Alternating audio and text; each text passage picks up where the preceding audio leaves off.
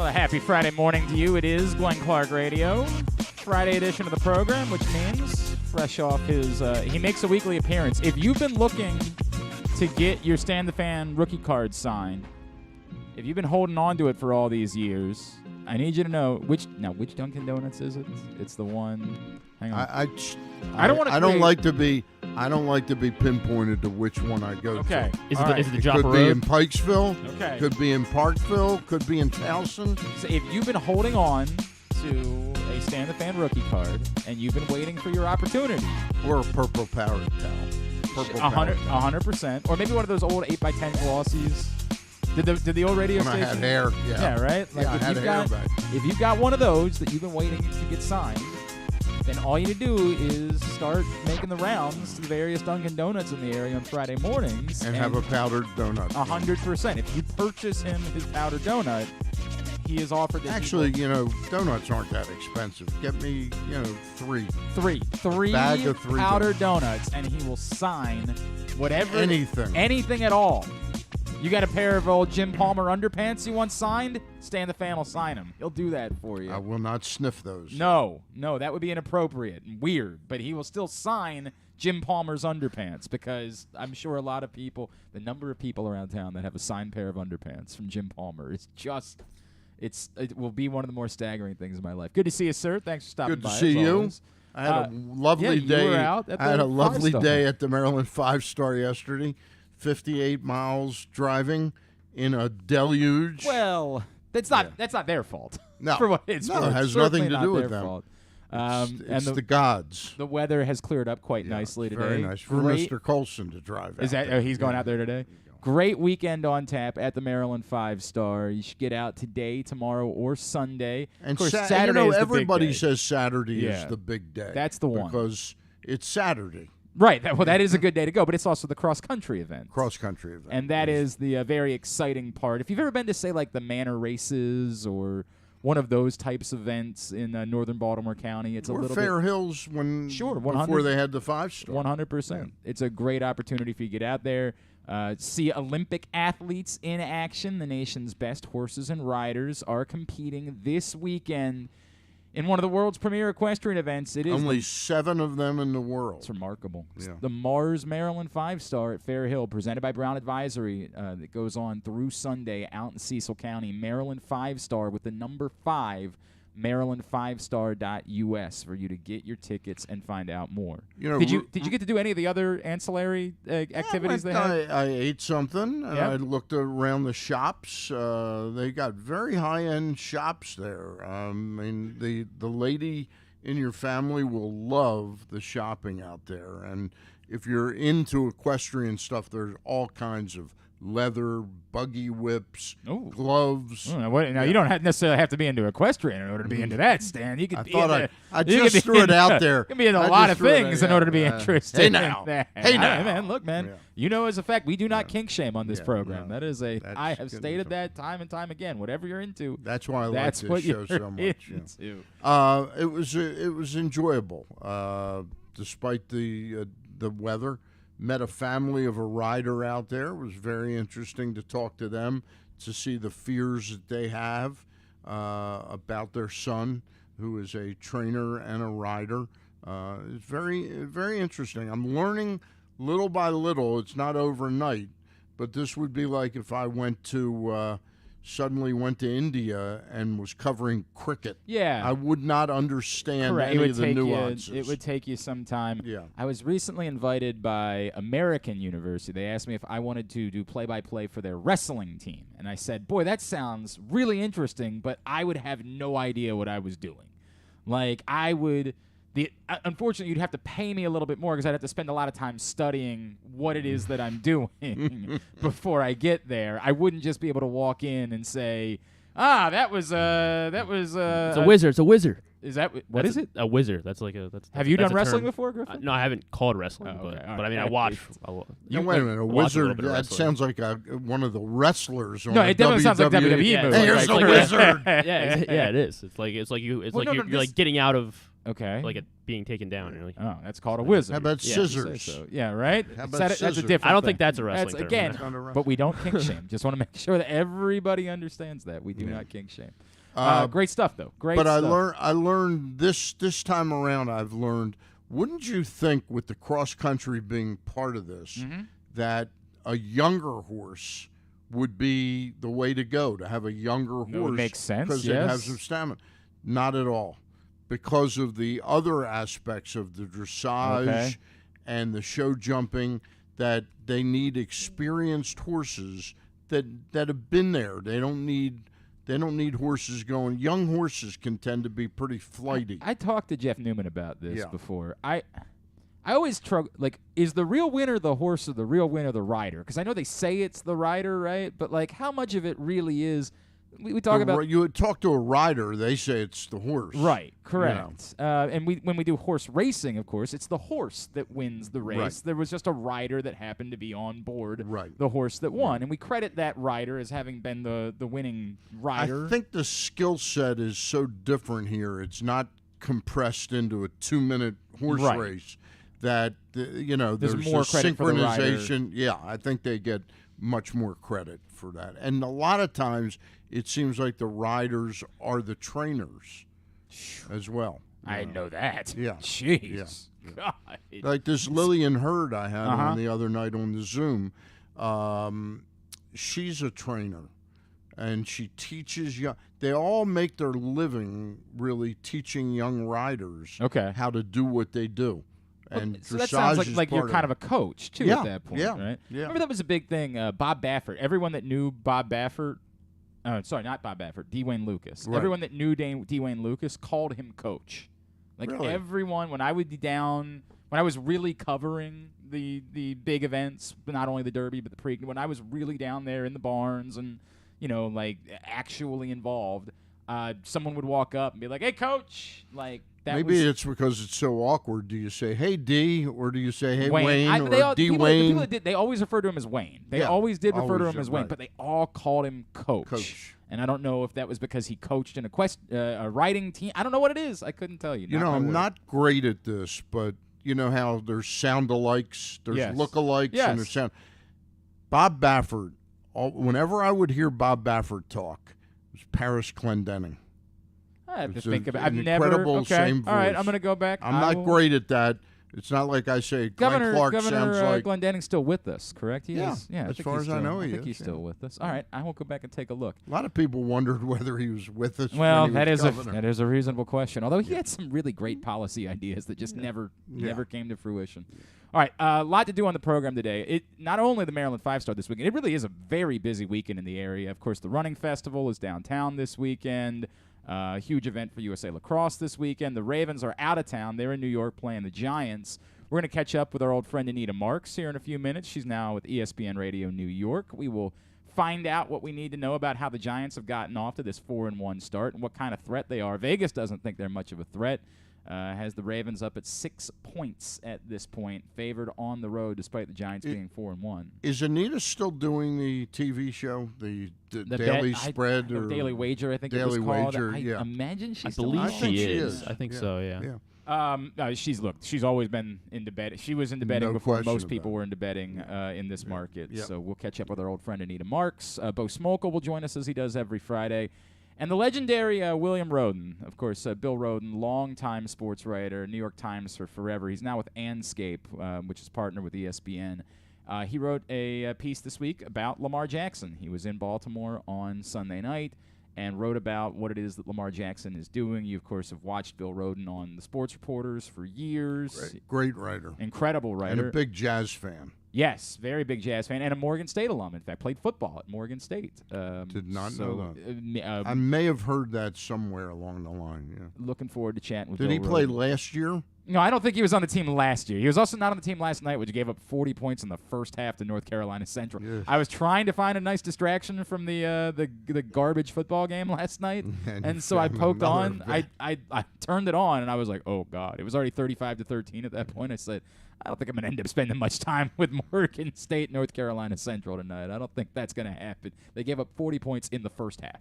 A real quick shout-out to Steve Doherty and all the members of the Maryland State Athletic Hall of Fame. Yeah, you had a great event last night. We put our event on last night, and I play a small part in that. I'm on the selection committee, and we We brought in 8 new people. Carl Runk, famous lacrosse coach at Towson. Gary Williams won the Legacy Award. I saw there was quite the Maryland contingent. What do you? Contingent. Contingent? Yeah, there was a huge showing of Maryland basketball folks there last night. Chris Wilcox was there. Johnny Baxter, Rhodes. Lonnie Baxter. Yeah. It was a lot of fun. Kevin Willard was there. It's cool. And he said he had a great time chatting with us. That's great. I really enjoyed our conversation with Kevin Willard. Yeah. I thought it was fascinating that Gary brought him along. I don't think there was a world in which Mark Turgeon Gary would have brought him or Mark would have gone. It's interesting you say that. Mark showed up for an event. There was an event where Gary got honored in D.C., a similar type of event. And Mark showed up for it. It was fairly early on in the tenure. I do believe that Gary, I think he wanted to disappear for the first year. Yeah. Then after that, I do believe he attempted to be more available as an asset for the program.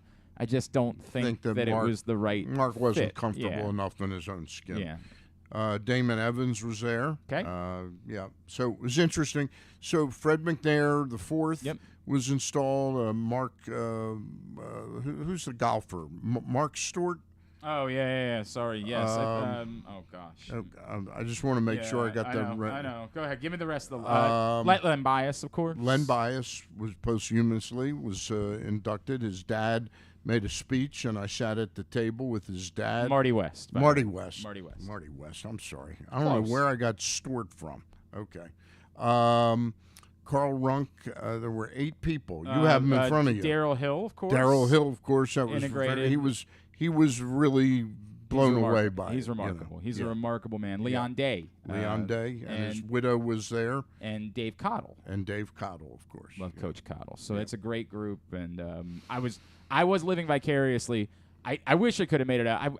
I am doing this event for USA Lacrosse, and it is overwhelming this weekend. I'm working to the national team, and they're playing against Maryland this weekend, and it's just a lot going on. Where's it at? College Park? No, out in Sparks. That's right. USA Lacrosse. Yep. That's convenient to you. It's extraordinarily convenient for me. It's the absolute most convenient Was event that a demand that you made? I said, yeah. They were originally planning on doing it in College Park. I said, if you want Glenn Clark, no. They do this event every year, but it's neat. They try to have the national team play against the defending national champions. So tomorrow I won't be able to work it, but they're having the women play North Carolina as well. So it's a very cool event they do, but I'm just overwhelmed by it. But I was watching literally on social throughout the night as everybody was posting. Like the Maryland contingent was. There's a big contingent of sharing lots of pictures from this event. Jimmy was there. I saw Jimmy Patsos was there. I saw Kevin Plank there. Before I got a chance to go say hello, he had sort of disappeared, but he was definitely there. And hanging with the Maryland crowd. Very cool. Yeah. Very, very cool. Carl Runk was sort of the star of the night. Really? It was mentioned a couple times that he was 85 years old. Mm-hmm. And you thought he'd get up and make sort of a, not dull, because he's not the most exciting guy. Mm-hmm. He got up and did about 15 minutes of what I'd call stand-up that had nothing to do with accepting his award. He had jokes he was trying out. Hey man, then he announced, you just need a room. That's all. And then he announced maybe he's planning on going on tour. And then he announced that he's got these new friends. He must be in a sort of an age facility. Okay. On the Eastern Shore. Okay. And apparently, like about 30 of them, they all came to this event, and they weren't that old. That's what I kept looking. And I go, wait a minute, what kind of facility? Maybe it's the Swingers Club. Wait a second. Again. Anyway, I'm gonna say it for a third time this morning. Carl was in a great mood. We do not kink shame. I just want to make sure that we keep I'm not reiterating this morning. That's awesome. I'm really. Very cool event. Very neat that they had 400 people there. That's a remarkable thing that you guys do. It was our first one since 2019 that was live. Wow. Since the pandemic. That's remarkable. Yeah. That is remarkable. All right, Stan, quickly, baseball-wise, as yesterday, it seems like a dumb guy thing to say. Why are they still pitching to Yordan Alvarez? I don't have the answer to that question. I get it. Like, the Mariners are good. They certainly didn't go into the series scared and say something like, well, we can't do this, but I don't know, man. Yeah, I don't know if I would have pitched to him in either circumstance. I think I probably would have taken my chances the other day with sticking with this closer Seawald and walking him, even though it would have been loading the bases. Right. You know.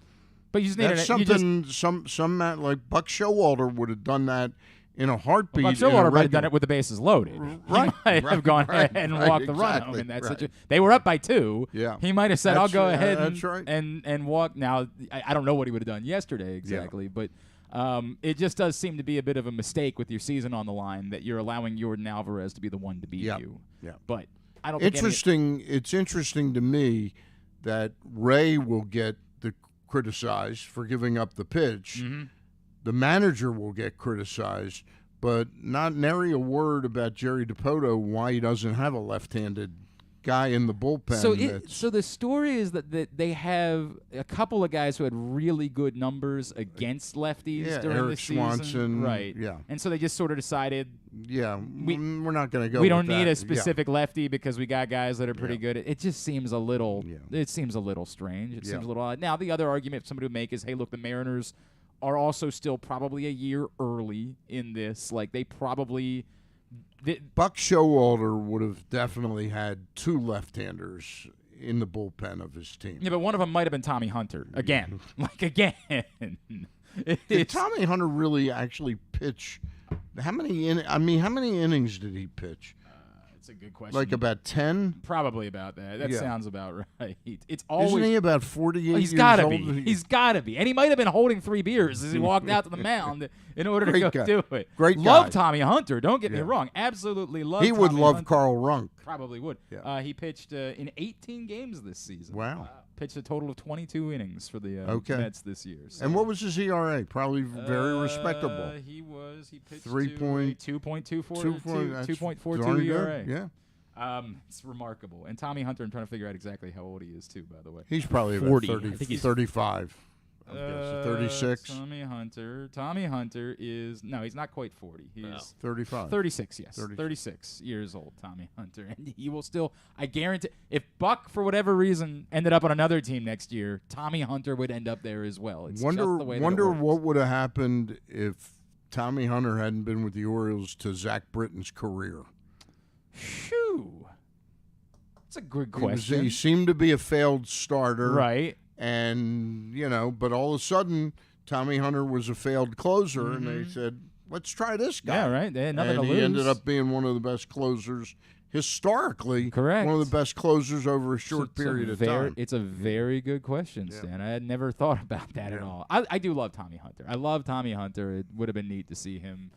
As much as we want Buck to win a World Series, and we care obviously far more about Buck than we do about Tommy Hunter, but it would have been a neat side effect is that Tommy Hunter, too, would have been on a World Series. So we got one game today, daytime. So 3 games total today because the Yankees game got moved to 1 o'clock today. So they'll play that one against the Guardians and the 2 National League games later in the day. So there'll be four something. I believe it's 4:30 and 4:37 and 8:30 if I remember correctly. Yep. A lot of complaints yesterday, Stan, about the fact that they moved the Yankees game and then left the Astros game at the same time, so there wasn't a game on at night. Right. I understand the theory. Well, baseball was afraid. Let's give. They didn't want to go against the Amazon game of the week. It's a great point. It's tough to go up against a barn burner like the Commanders and the Bears. It is really tough to go up against that.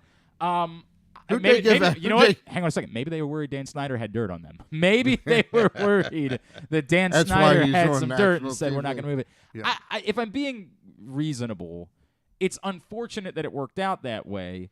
But it's very difficult. It's unfair to the fans. Like yes, at you're 1 making your o'clock plans to around. Say, exactly right. Wait 3 hours. By the way, go to the game at 8 o'clock. There are so many people that are involved, so many parties that are involved. And I get it. The argument is, hey, if there had been a rain delay, the game would have been pushed back anyway. I understand. But to say to that many people, hey, you've made your plans around this, and now for mere reasons of convenience, we're going to force you to wait 3 hours for a baseball game. Yeah.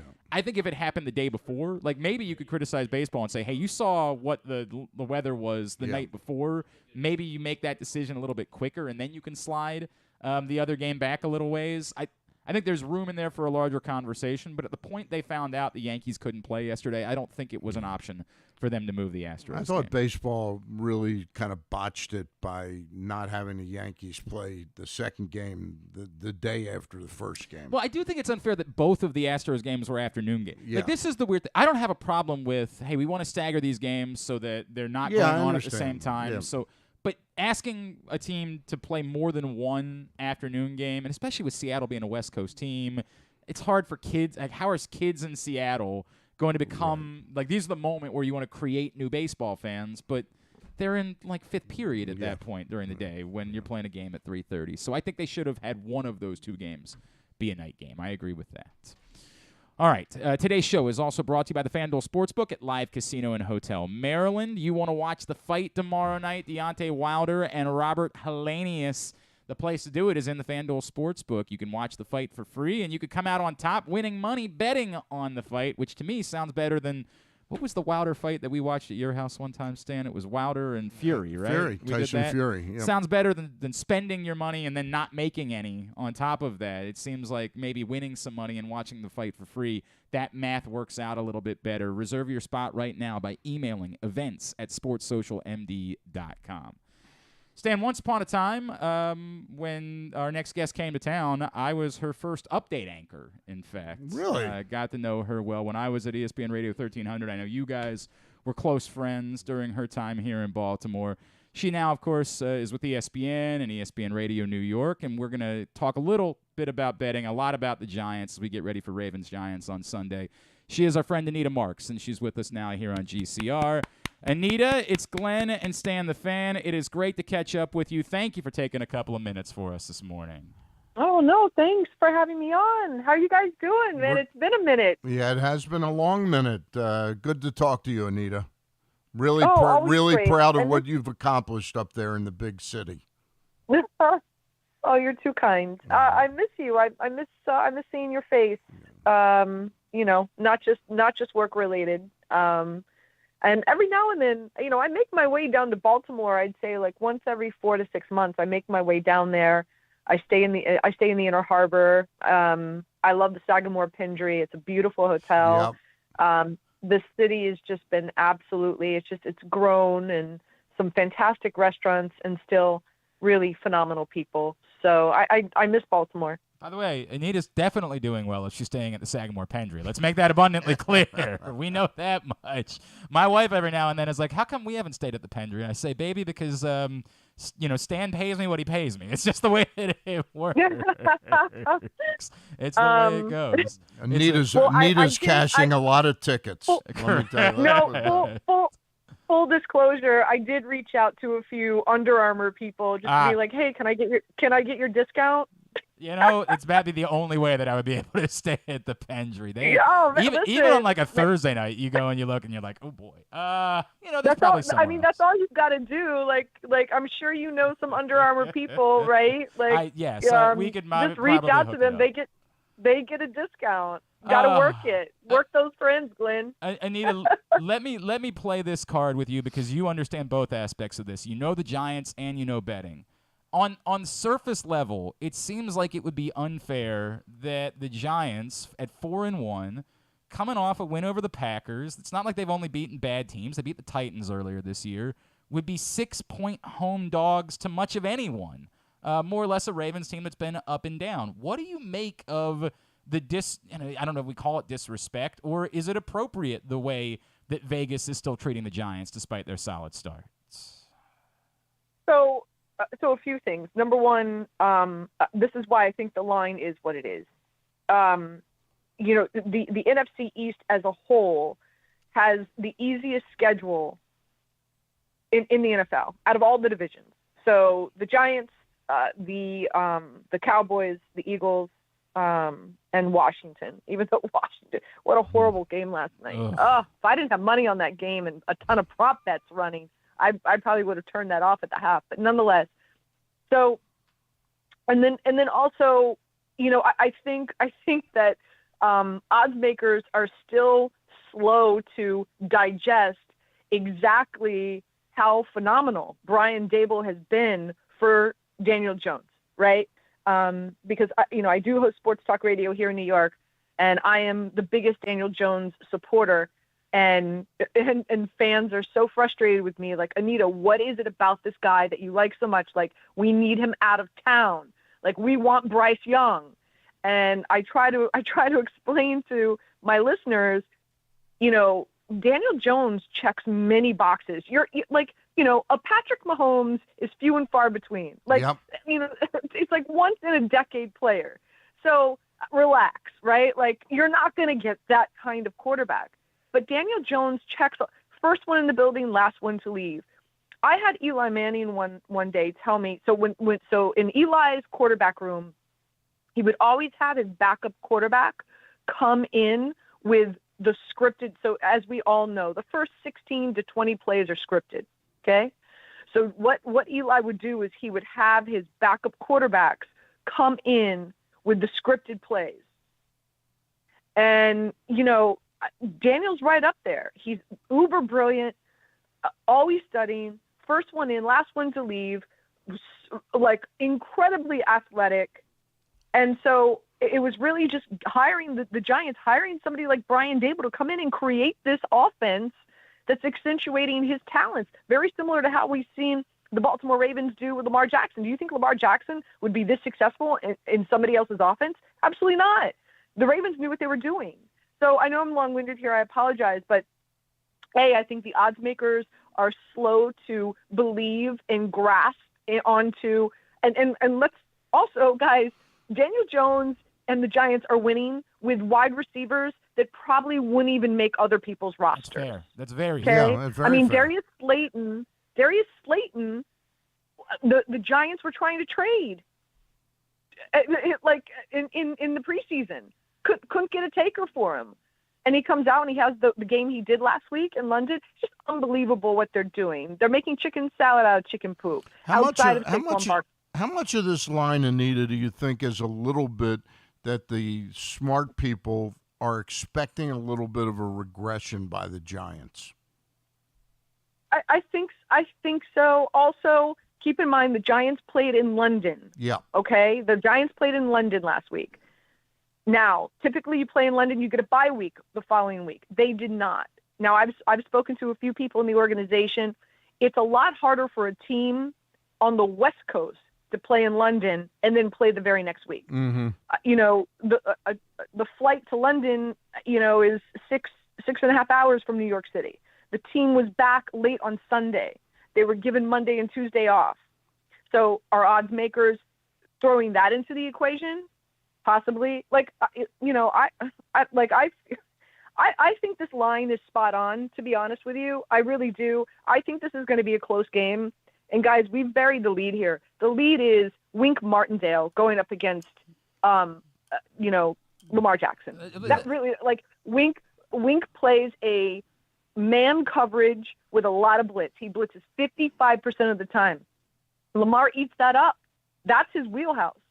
So really, what this game, Ravens win or lose, this is all on Wink. You guys realize that, right? Mm-hmm. Like, how is Wink going to disguise his coverage where Lamar can't figure it out? That's the game, guys. It's not about Saquon Barkley. It's not about Mark Andrews. The game is all about Wink and how he's going to disguise his coverages to throw Lamar off. That's the game. That's the game. She is Anita Marks, of course, the Daily Wager on ESPN2, ESPN Radio New York. She's with us here on GCR. Anita, it was on my list, which is, can he help himself? Which is, Lamar has, after struggling mightily against the blitz a year ago, he's been outstanding against the blitz this season. He has clearly adjusted and spent a lot of time focusing against the blitz. So my question was, can Wink Martindale help himself? Is he so tied to the idea of this is what I do, this is in my DNA, we're not going to change based on who the opponent is, we're going to blitz? Or can he do exactly what you're talking about, show blitz, get in Lamar's head, then drop back? Can he be exotic enough and not feel the need to have to be the Wink Martindale that we knew for years in Baltimore?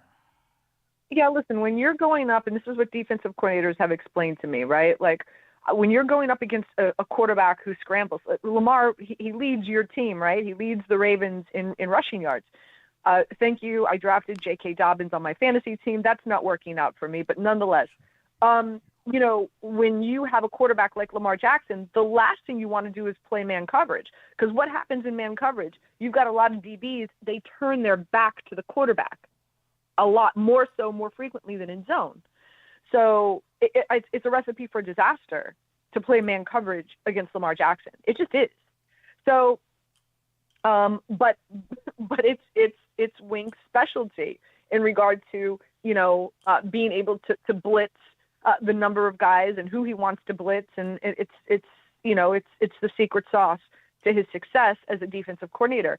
So really, again, it's going to come down to I don't believe that he's going to be able to play as much man as he has this season, and really it's going to come down to disguising who he's sending and when.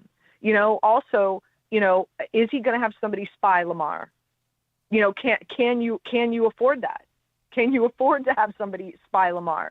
I think everybody's talking about the Bills, Kansas City game, Eagles, Cowboys, and those games are going to be great. But I'm probably more fascinated and I'm more intrigued, and I can't wait to watch this game more than anything else, because I wrote this in my column on ESPN this week. It's going to be the ultimate game of battleship. And who's the captain? Whose battleship is going to get sunk? I mean, I'm so excited to see this game. Let me go back to one player whose name you brought up, and that's Saquon. It's been remarkable seeing this from him this season. I mean, he has looked unbelievable, vintage Saquon Barkley. One of the arguments that we've heard this week is that this matchup, you know, kind of does favor the Ravens because the Giants want everything to go through the run, and the Ravens' defense is more vulnerable, obviously with their lack of edge rush against the pass than they are against the run. So twofold. One, did you at all see this coming with Saquon and the level he's been able to get back to? And do you think that it might benefit the Ravens if this game goes more through Saquon Barkley this week? Well, to answer your second question first, yes, I have insider. Obviously, as you guys know, I worked with the Giants organization for 7 years. I'm still friendly with a number of people over there, and they were telling me how phenomenal Saquon Barkley was looking before training camp even started. This dude's on a mission, right? Like, you know, was tired about hearing how he's injury prone, you know, doesn't have that it factor, can't read, don't know when the holes are coming, all the negative things that were being said about him. And also, he's at the end of his rookie deal. Dude wants to get paid, right? We've seen this. We see this time and time again in the NFL, right? Like, I've got to ball out. My real deal is coming up. And so I was hearing that he was in great shape, mentally, physically ready. So I knew that Saquon was going to, in fact, talking about fantasy football, as you guys know, I'm in 12 fantasy leagues. I want to say that I rock. Is that all? I feel like that number was bigger at a certain time. I beat Ken Zales last week. This was me. This was me in Baltimore as well. I mean, I've been a part of these leagues since, you know, I know I'm going to date myself here, but I started playing fantasy in college. So I've been playing fantasy football since 1988. So, you know, I know it was before. It was before it was on the internet. I'd run downstairs to my. I would run downstairs to my dorm lobby to grab the USA Today. And if you recall, Stan, I know you'll remember this. In the back of the USA Today was all the statistics on Monday. Yep. And I'd sit in my dorm room with a calculator, and I would add up. And I would add up the yards and the touchdowns to see if I won my fantasy football matchup that my RA was the commissioner of. That's but funny. Anyway, I digress. So I knew that Saquon was going to have the season that he's having. Here's another thing. I'll go back to Brian Dable, right? Like this offense, it begins and ends with Saquon, not just in the rushing attack, but in the passing game as well. And look at the formation. Look at how Brian Dable is using every inch of the field.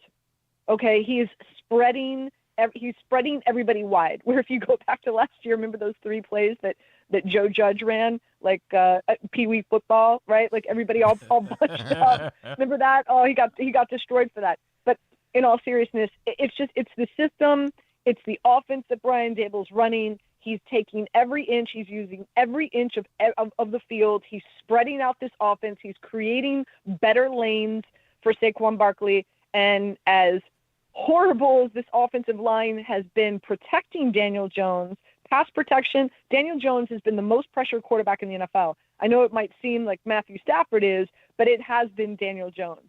But as awful as they are in pass protection, they're quite good in run blocking.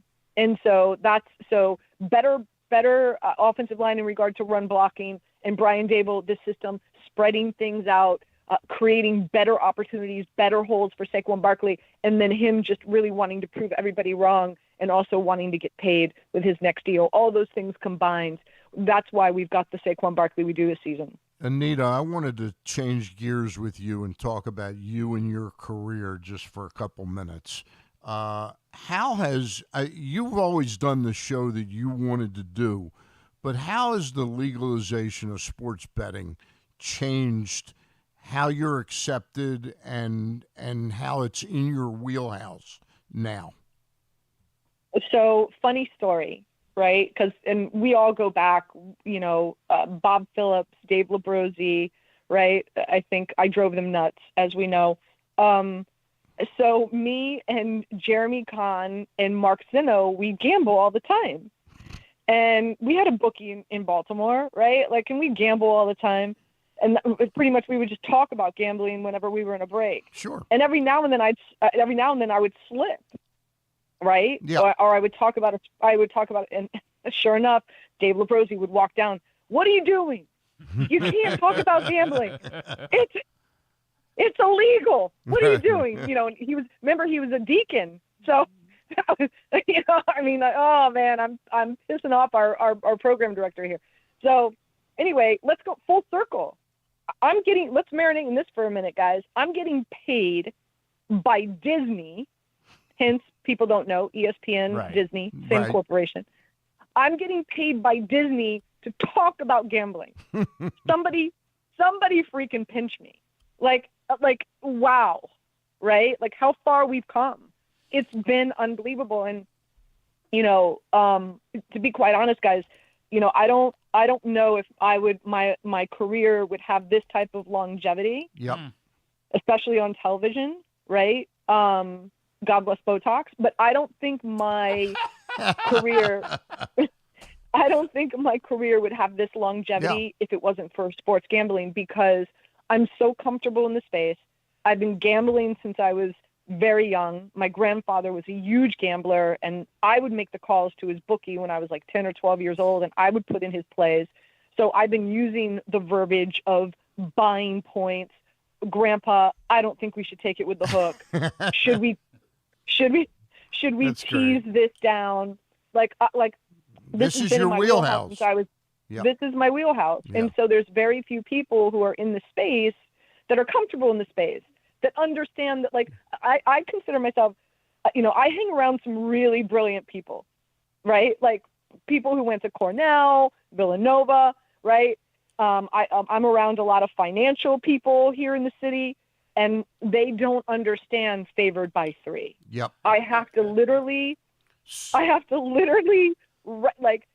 I don't understand that, right? I think it's so simple, but for a lot of people, it's not. They don't understand what, minus 115 is as opposed to plus 130. They're I don't understand. So I'm comfortable in the space. Go ahead. I'm sorry. No, that's it. I'm just saying I'm comfortable in the space, and because gambling has become, it's on the forefront. It's it's it. And, it has allowed my career to have more longevity for sure, Stan. You can be the female version of Hank Goldberg now. No! God bless. And I mean that as a compliment. Right. But No, let I me know. No offense to Hank, much better looking. Yes, no question offense to about Hank. it. No question about it. Hank never used that's a Botox compliment. though. Hank never used Botox. That's a compliment. That's a compliment. Yeah. Of course, I'm from Miami. I go back. I worked with Hank in Miami. That's a compliment for sure. And God bless, by the way, he just recently passed. Yes, of course. Let me just ask you a last question for me. Is tell me what you would do if you were named marketing director for a gaming concern that had huge dollars. I find the marketing for trying to sign you up to be some of the most moronic advertising I've ever seen. Like, for example. You're asking me, for example? Yeah. What, like, I'm just saying, because I do a lot of advertising. I do a lot of advertising. The offers that they're giving you, it's somehow like that it makes sense that they're giving me $500 to pick either team, and I win no matter what. Like somehow that's supposed hang on, to. That sounds pretty good when you say it out loud. It's moronic to me that they don't spend more time it might be, trying to educate people. It might be moronic to you, but what's going to happen is that person's going to sign up. They're going to create an account. They're going to use that $500. More than likely, they're going to lose. I'm sorry to interrupt you. I understand that. My point is, they're never explaining to people that don't understand how to gamble. In other words, I sit there and I watch all these commercials. They never once explain anything to anybody that doesn't understand gambling. How do you? Because they want them to lose. They want them to lose. Of course they want you to lose, but you'd like to think. Look, I've lost my entire career. I've lost my entire career, but I want to think that I know enough to win. They do nothing to teach you the lingo. That's all I'm talking about. The way you said. No, I hear you. Yeah. I hear you. Here's what the difficulty is. Yeah. Okay. Here's what the difficulty is. So, as you know, I'm on Daily Wager. It's on ESPN2, Monday through Friday, 6 to 7 p.m., Sunday mornings, 9 to 10. Shameless plug, not so shameless. Sure. Not at all. We have conversation all the time. Who's watching us? Is it the person who wants what, it's like, I use this analogy. People who want to go to the gym, they want to get in shape, but they're so intimidated. They walk into the gym and they're like, I don't know what to do. Right. I don't know what machines exercise, what body part. I'm terrified. I'm going to go home. Like, who's our demographics? Do we have like the really like upper echelon of gamblers who we can't talk down to? Because if we do, we'll lose them. They'll be like, I know what a parlay is. Like, why are you talking about that? So that's what the problem is, Stan, is you can't satisfy both, right? You can't satisfy both people. So you have to have one program that is specifically designated to those who are startup gamblers, who don't know what a parlay is, who doesn't understand why you don't tease something at -4.5 or -5.5. So there's that, and then there's the more savvy, experienced gamblers, and that's what the problem is creating content, and you have to create content for either or, because if you mix it, you're either talking way above somebody's head, or you're talking way below somebody, and they have no time for that. I'm moving on. I just sense that the amount of money that they're pouring into trying to get me to sign up, it's not done in a smart way. That's all I'm saying. Because the smart gamblers, the smart gamblers are already signed up by now, and they're still spending millions of dollars talking to people that don't understand what they gain by, We'll have to solve this another day because we're running past time. We'll work on that. Anita, obviously, the Daily Wager, as you just mentioned, on ESPN2, and, of course, ESPN Radio New York, at Anita Marks on Twitter. Is there anything else we can plug for you? I've got my hands in so much stuff that you wouldn't have. And I'm blessed. Don't get me wrong. Yeah. I really am blessed. Hey.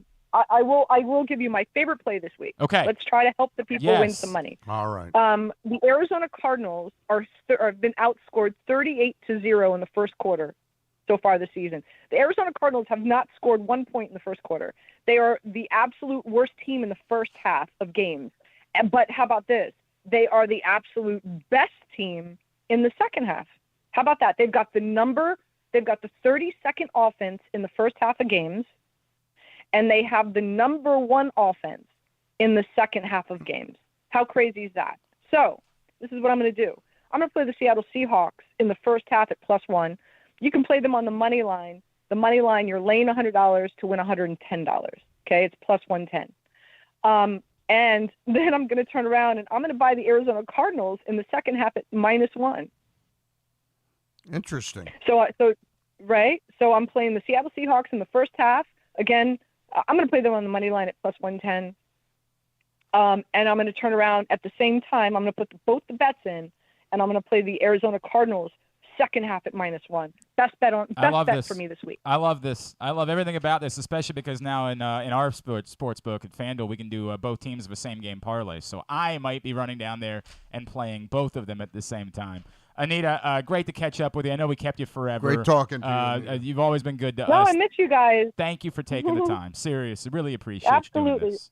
Absolutely. Enjoy the game. Again, really, the story is Wink and what he does with this defense and how he disguises it. Leo Williams, by the way, is going to be back. He will suit up and play. Interesting. Not sure about Ojulari, and that's going to be a big key as well, just FYI. Awesome. Thank you, Anita. Appreciate you. Okay, guys. Bye-bye. Anita Marks in New York. Appreciate her hopping on with us. Great. She's wonderful. We're gonna have to just call Bo. We'll have to figure out breaks in the second hour. Apologize. It's all good. Life goes on. We'll get it all in. We'll take a minute right here, in fact, and I'll tell everybody about Glory Days Grill because the Oktoberfest menu is available right now, and it's outstanding. The Bavarian burger on the pretzel bun, the chicken schnitzel, the brewer sausage platter, the brewer sausage sandwich, the slam dunk pretzels, the cheddar ale soup, all incredible. GloryDaysGrill.com is the website for you to get your order in right now. Take advantage of the outstanding Oktoberfest menu before it's gone. So we go from one side of Sunday's matchup to the other one. Stan the Fan in studio with us on a Friday edition of Glenn Clark Radio. Joining us now, he covers the Ravens for PressBox. He is our friend, Mr. Bo Smolka. He's with us here on GCR. Bo, good morning, sir. How are you?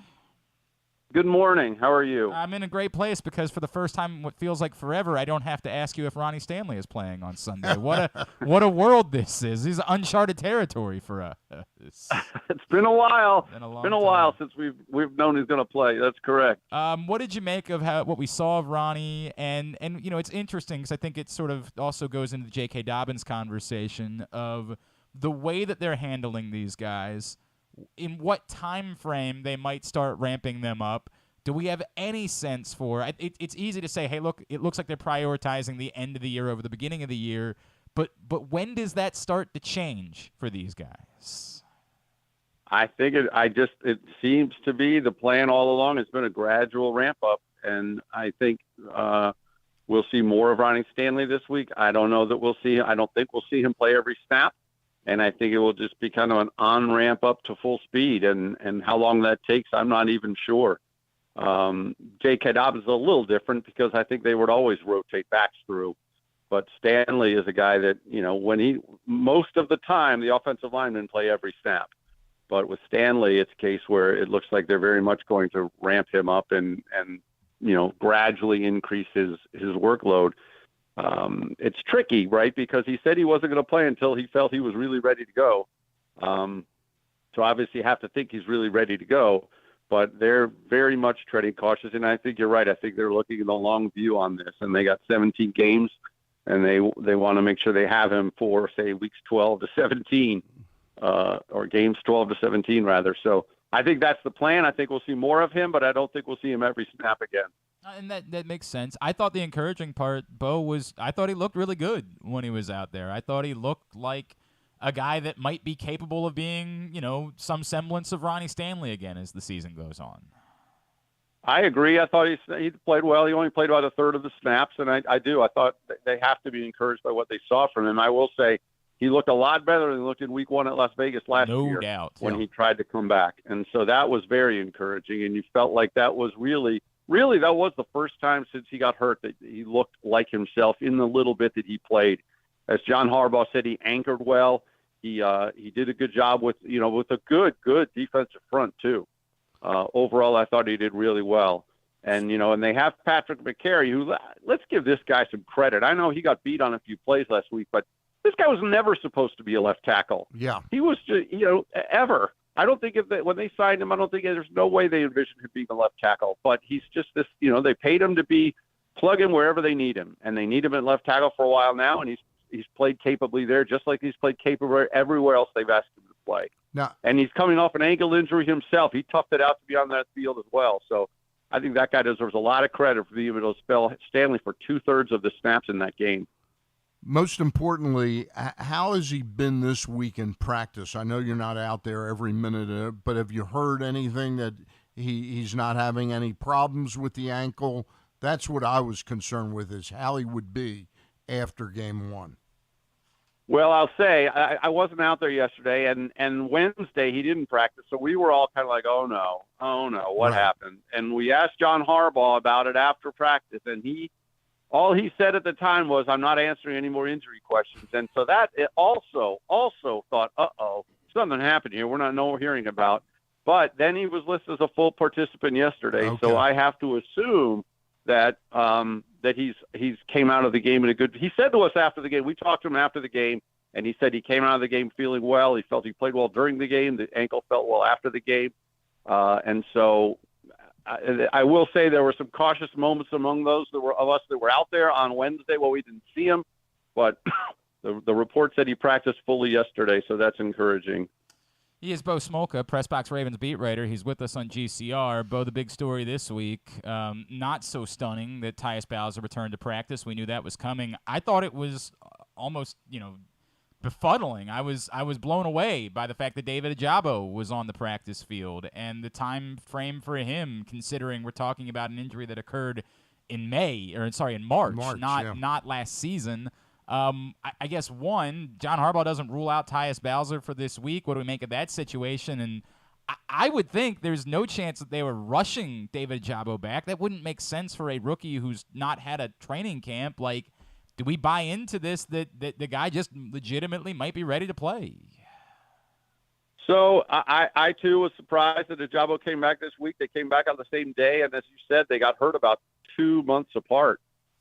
And so it was very interesting that they came back the same day. John Harbaugh said, in my mind, figured Ojabo, we wouldn't see anything of him till Thanksgiving at the earliest. There were some people thought he'd miss the whole year. John Harbaugh said Ojabo came to him a month or so ago and said, I'll be back in October.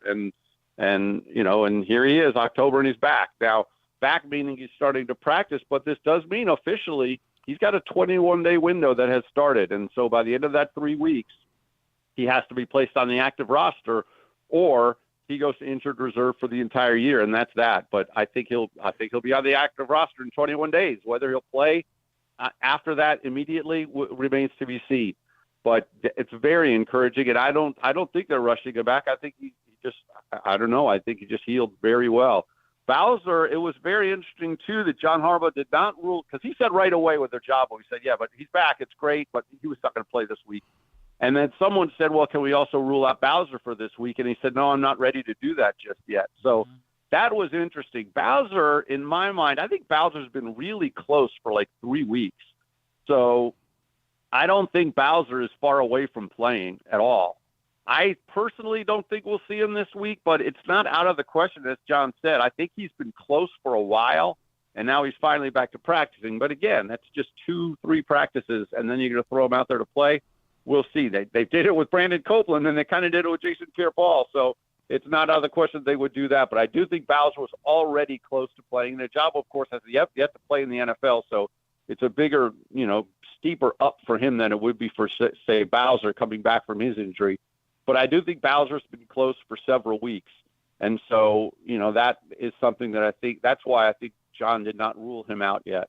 Bo, a two-pronged question. How serious is Bateman's injury? And if it is serious, where it's going to be some time, I read an article the other day on ESPN, like sort of the 10 teams that could sign Odell Beckham. And the Ravens weren't one of those teams. They seem to me, if Bateman's going to be out long-term, that they'd be a perfect fit for him. Where they'd come up with the money, I don't know, but that's the job of Eric DeCosta. I mean, if Bateman's going to be out for some length of time, they are absolutely in the market for a wide receiver. I think we saw that because with Bateman out this past game, there was Duvernay and Andrews and not much else. Yep. No other receiver had even 10 receiving yards in that game. And so, yes, I think the option, the money would always be a question in that situation. But I don't know what to make of Bateman. He hasn't practiced again. John Harbaugh, back last week when it first happened, downplayed it, said Bateman was telling him he's day-to-day. John Harbaugh just called it a mid-foot injury. I think if they thought it was if they thought he was going to miss 4 to 6 weeks, I think they would put him on IR like they did with Marcus Williams. And so I don't envision they haven't done it yet, so I don't envision it's a 4 to 6 week thing. But it's nagging him, obviously, and he hasn't practiced this week yet either, so that puts his availability for this weekend in question. But to your point, if Bateman is out for extended time, they absolutely are in the market for a receiver, whether that's Odell Beckham or the trade market or whatever. But because, as I said, in the game last weekend, other than Duvernay, those wide receivers did not really amount to much. There is no question. Not one of them had more than one catch last week. No doubt about that. Bo, you brought up Marcus Williams. I don't know. What's your reaction to the fact that it's Geno Stone that slid in and not Kyle Hamilton when Marcus Williams went down? I don't want to be unfair to a young man, but it certainly seems like it's not a great look for someone that they are drafted as early as Kyle Hamilton was, and that the team just does not have faith in him at this point. I think that's a fair question. I mean, they threw Geno Stone in. You know, I know some people have said, well, Kyle Hamilton is more of an in-the-box strong safety type, and Geno Hamilton is more the free safety type of Marcus Williams. That's a fair argument, but Eric DeCosta said, in his mind, Kyle Hamilton was a top 5 talent in the draft. And it seems to me a top 5 talent in the draft could fly over there and play free safety for you if you need to be. But I just don't think they feel that Kyle Hamilton is ready for whatever reason. I mean, we've seen the miscommunications so far. It just seems he's had a tougher time than they would have hoped, kind of picking up the complexities of the defense or whatever it is. I know they haven't, the missed assignments in some of the games. I think you can point to a degree to Hamilton. He was in the game last weekend and he got caught on the pass interference against Hayden Hurst down near the goal line. It's been so uneven for him. And so I just think at this moment, they trust Geno Stone more in the back of that defense in terms of communication and in terms of other things. I'll give you an example. Players gave Geno Stone credit for kind of Marcus Peters being able to make that sack on that little Philly special near the goal line because Stone and Peters were on that side, and Stone and Peters communicated that Stone was going to have the outside guy, and so that left Peters free to go after Boyd, who was going to throw the pass. So that's the kind of thing. I think they feel more comfortable with Stone right now in terms of familiarity, communication, everything about it. I think Kyle Hamilton's a more gifted player, but at this moment, I just think they trust Stone more. That's interesting. It's very interesting. Bo, before we let you go, just a thought on this game on Sunday. This is a good football team they're going to play on the road. Obviously, the odds makers love the Ravens in this situation. I think the question to me becomes, is this Giants team capable of doing more against what's still a depleted Ravens pass rush via the air? Because I do get the idea that, like, if it's the Saquon Barkley show, the Ravens defense probably in better position to handle that than they would be if somehow the Giants came to life via the pass. I don't know about that. Okay. They had a hard time against the run last week. I mean, they couldn't stop Joe Mixon. He was 5 or 6 yards a carry.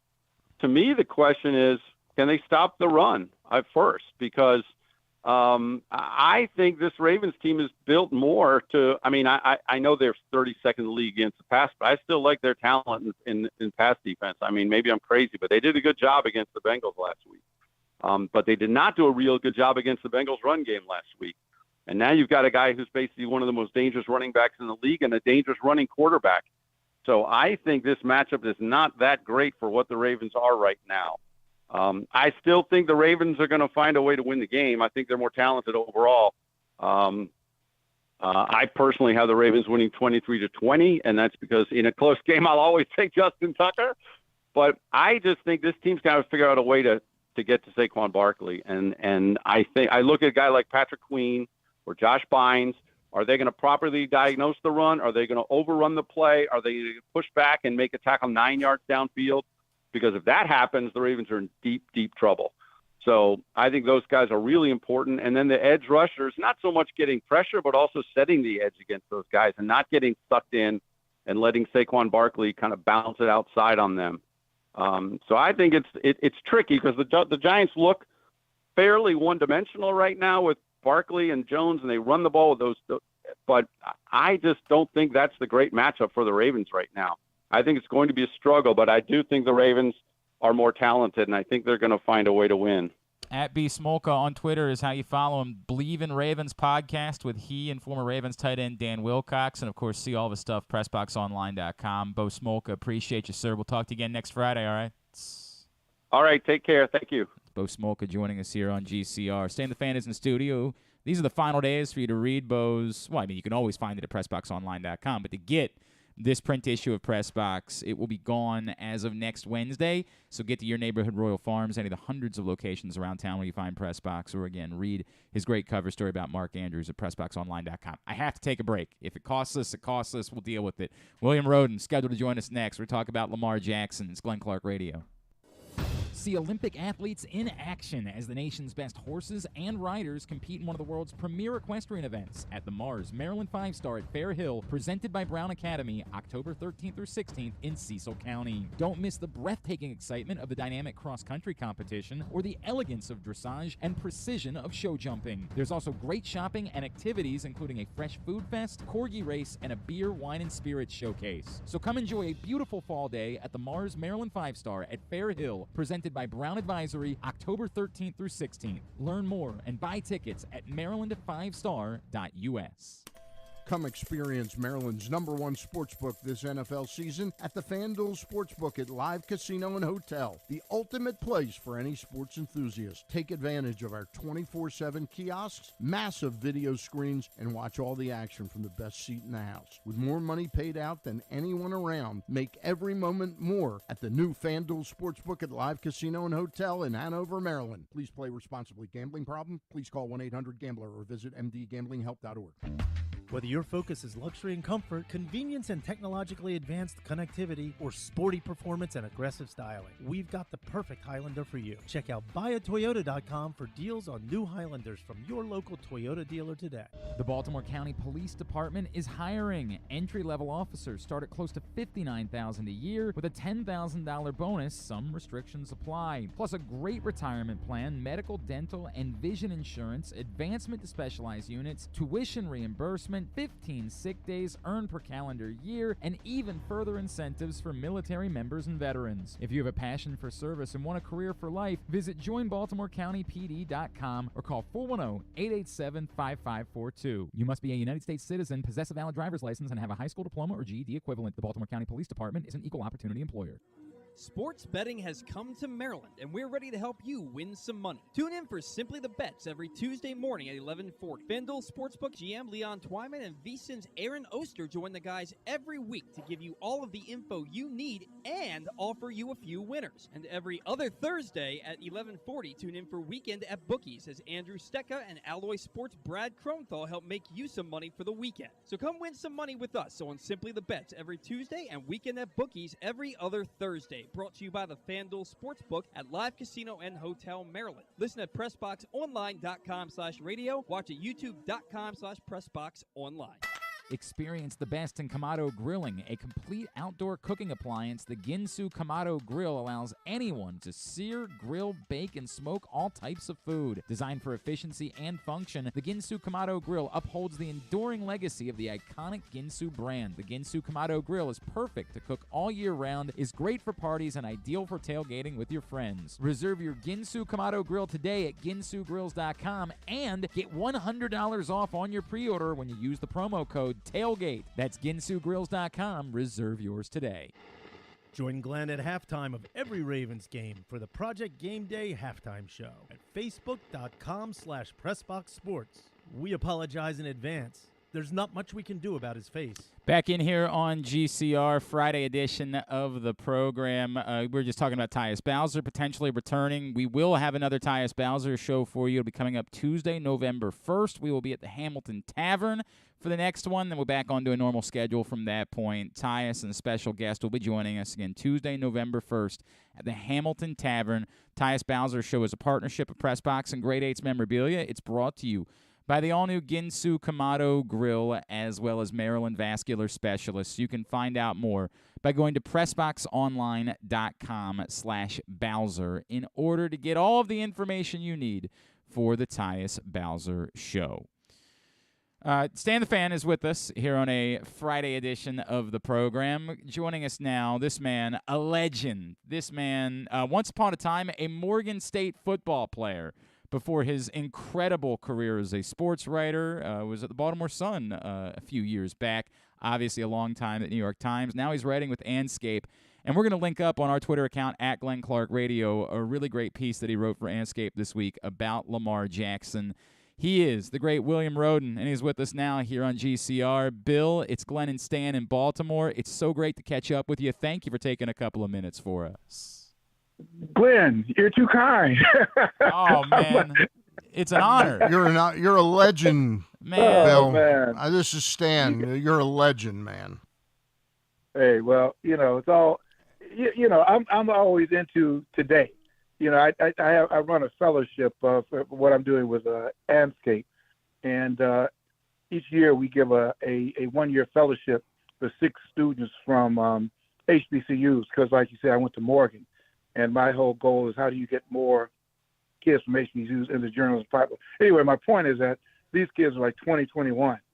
And, you talk about legend, all that, they have to Google you. Say, well, who are you? So my obsession, man, is the here and now. What am I doing now? So, but I appreciate the sentiment. Well, I really appreciate your work. In the here and now, Morgan could have used you last night as they were getting run out of the gym by North Carolina Central. It was not. God. I did not. Oh, my. Yeah, that was unpleasant. That was unpleasant. But I was watching, going between that and the Chicago game. Oh, and I'm God, like, man, all unpleasant. Let me just turn it off. Yeah, it's just a miserable night of football. Bill, everything that you express in your piece this week, I appreciate, right? And I think a lot of people have said, hey, if Lamar just had an agent, this would be done by now. And I think the flip side to that is, but does it matter if it's done by now or not? One of the arguments that I've heard, I know you talked to Lee Steinberg, he's a friend of mine as well, like, I've heard this argument of, well, maybe the agent would be more pressed to get a deal done, and so you would be willing to settle for something less than a fully guaranteed deal. If Lamar Jackson is saying, look, this is my value, this is what I want, why is it wrong that he doesn't have an agent and says, I know what I should be getting, I know exactly how valuable I am to this franchise, and if they want to pay me that, they can pay me that. If not, I bet somebody else would be more than happy to. Yeah. Yeah, I think you crystallized it perfectly, and I'm just fascinated by it. And I guess I've always been fascinated by Lamar, just because from the time he came into the league, there were people saying that he was basically a running back who happens to throw, and I think even now, and I'm really curious to hear how you guys do, because you're in it, you're in the market, and you deal with it every day. But I just think he's a very unique talent. And I was having this debate with a friend of mine last night who actually spent like 9 years in the league playing. And he's sort of bringing up sort of the thing about, well, it's a kind of short-term investment. The way he plays is not sustainable. And I guess I'm saying, well, for that reason, if I'm Lamar, I said, yeah, I know it. I know I'm probably not doing this for 15, 20 years. So, I actually know that. So I want to capitalize now. And the thing is, with a guy like a multi-billionaire, I'm like you, I'm not even close to that planet, but they could give this to Lamar out of his pocket change. It's not a big deal. So I think that, and what I like about Lamar is that he does know his value. He knows what he's worth to this team. If there's not Lamar, there's no Ravens.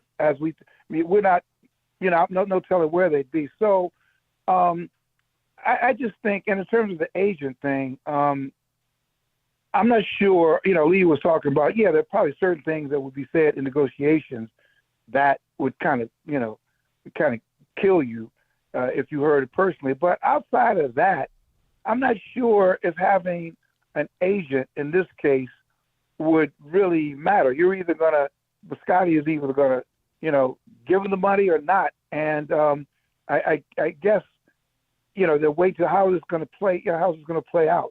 I'm really pulling for Lamar. I guess I look at the worker. All of us.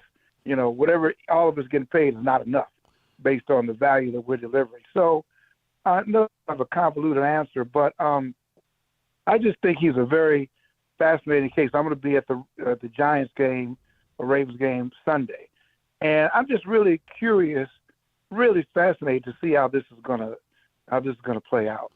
Bill, I'm just curious whether your assessment is, had Jimmy Haslam not given Deshaun Watson that fully guaranteed contract, would Lamar Jackson be signed? Because we all agree that the Haslam deal, given what Deshaun Watson's going through off the field, is sort of it's anathema to all the other owners.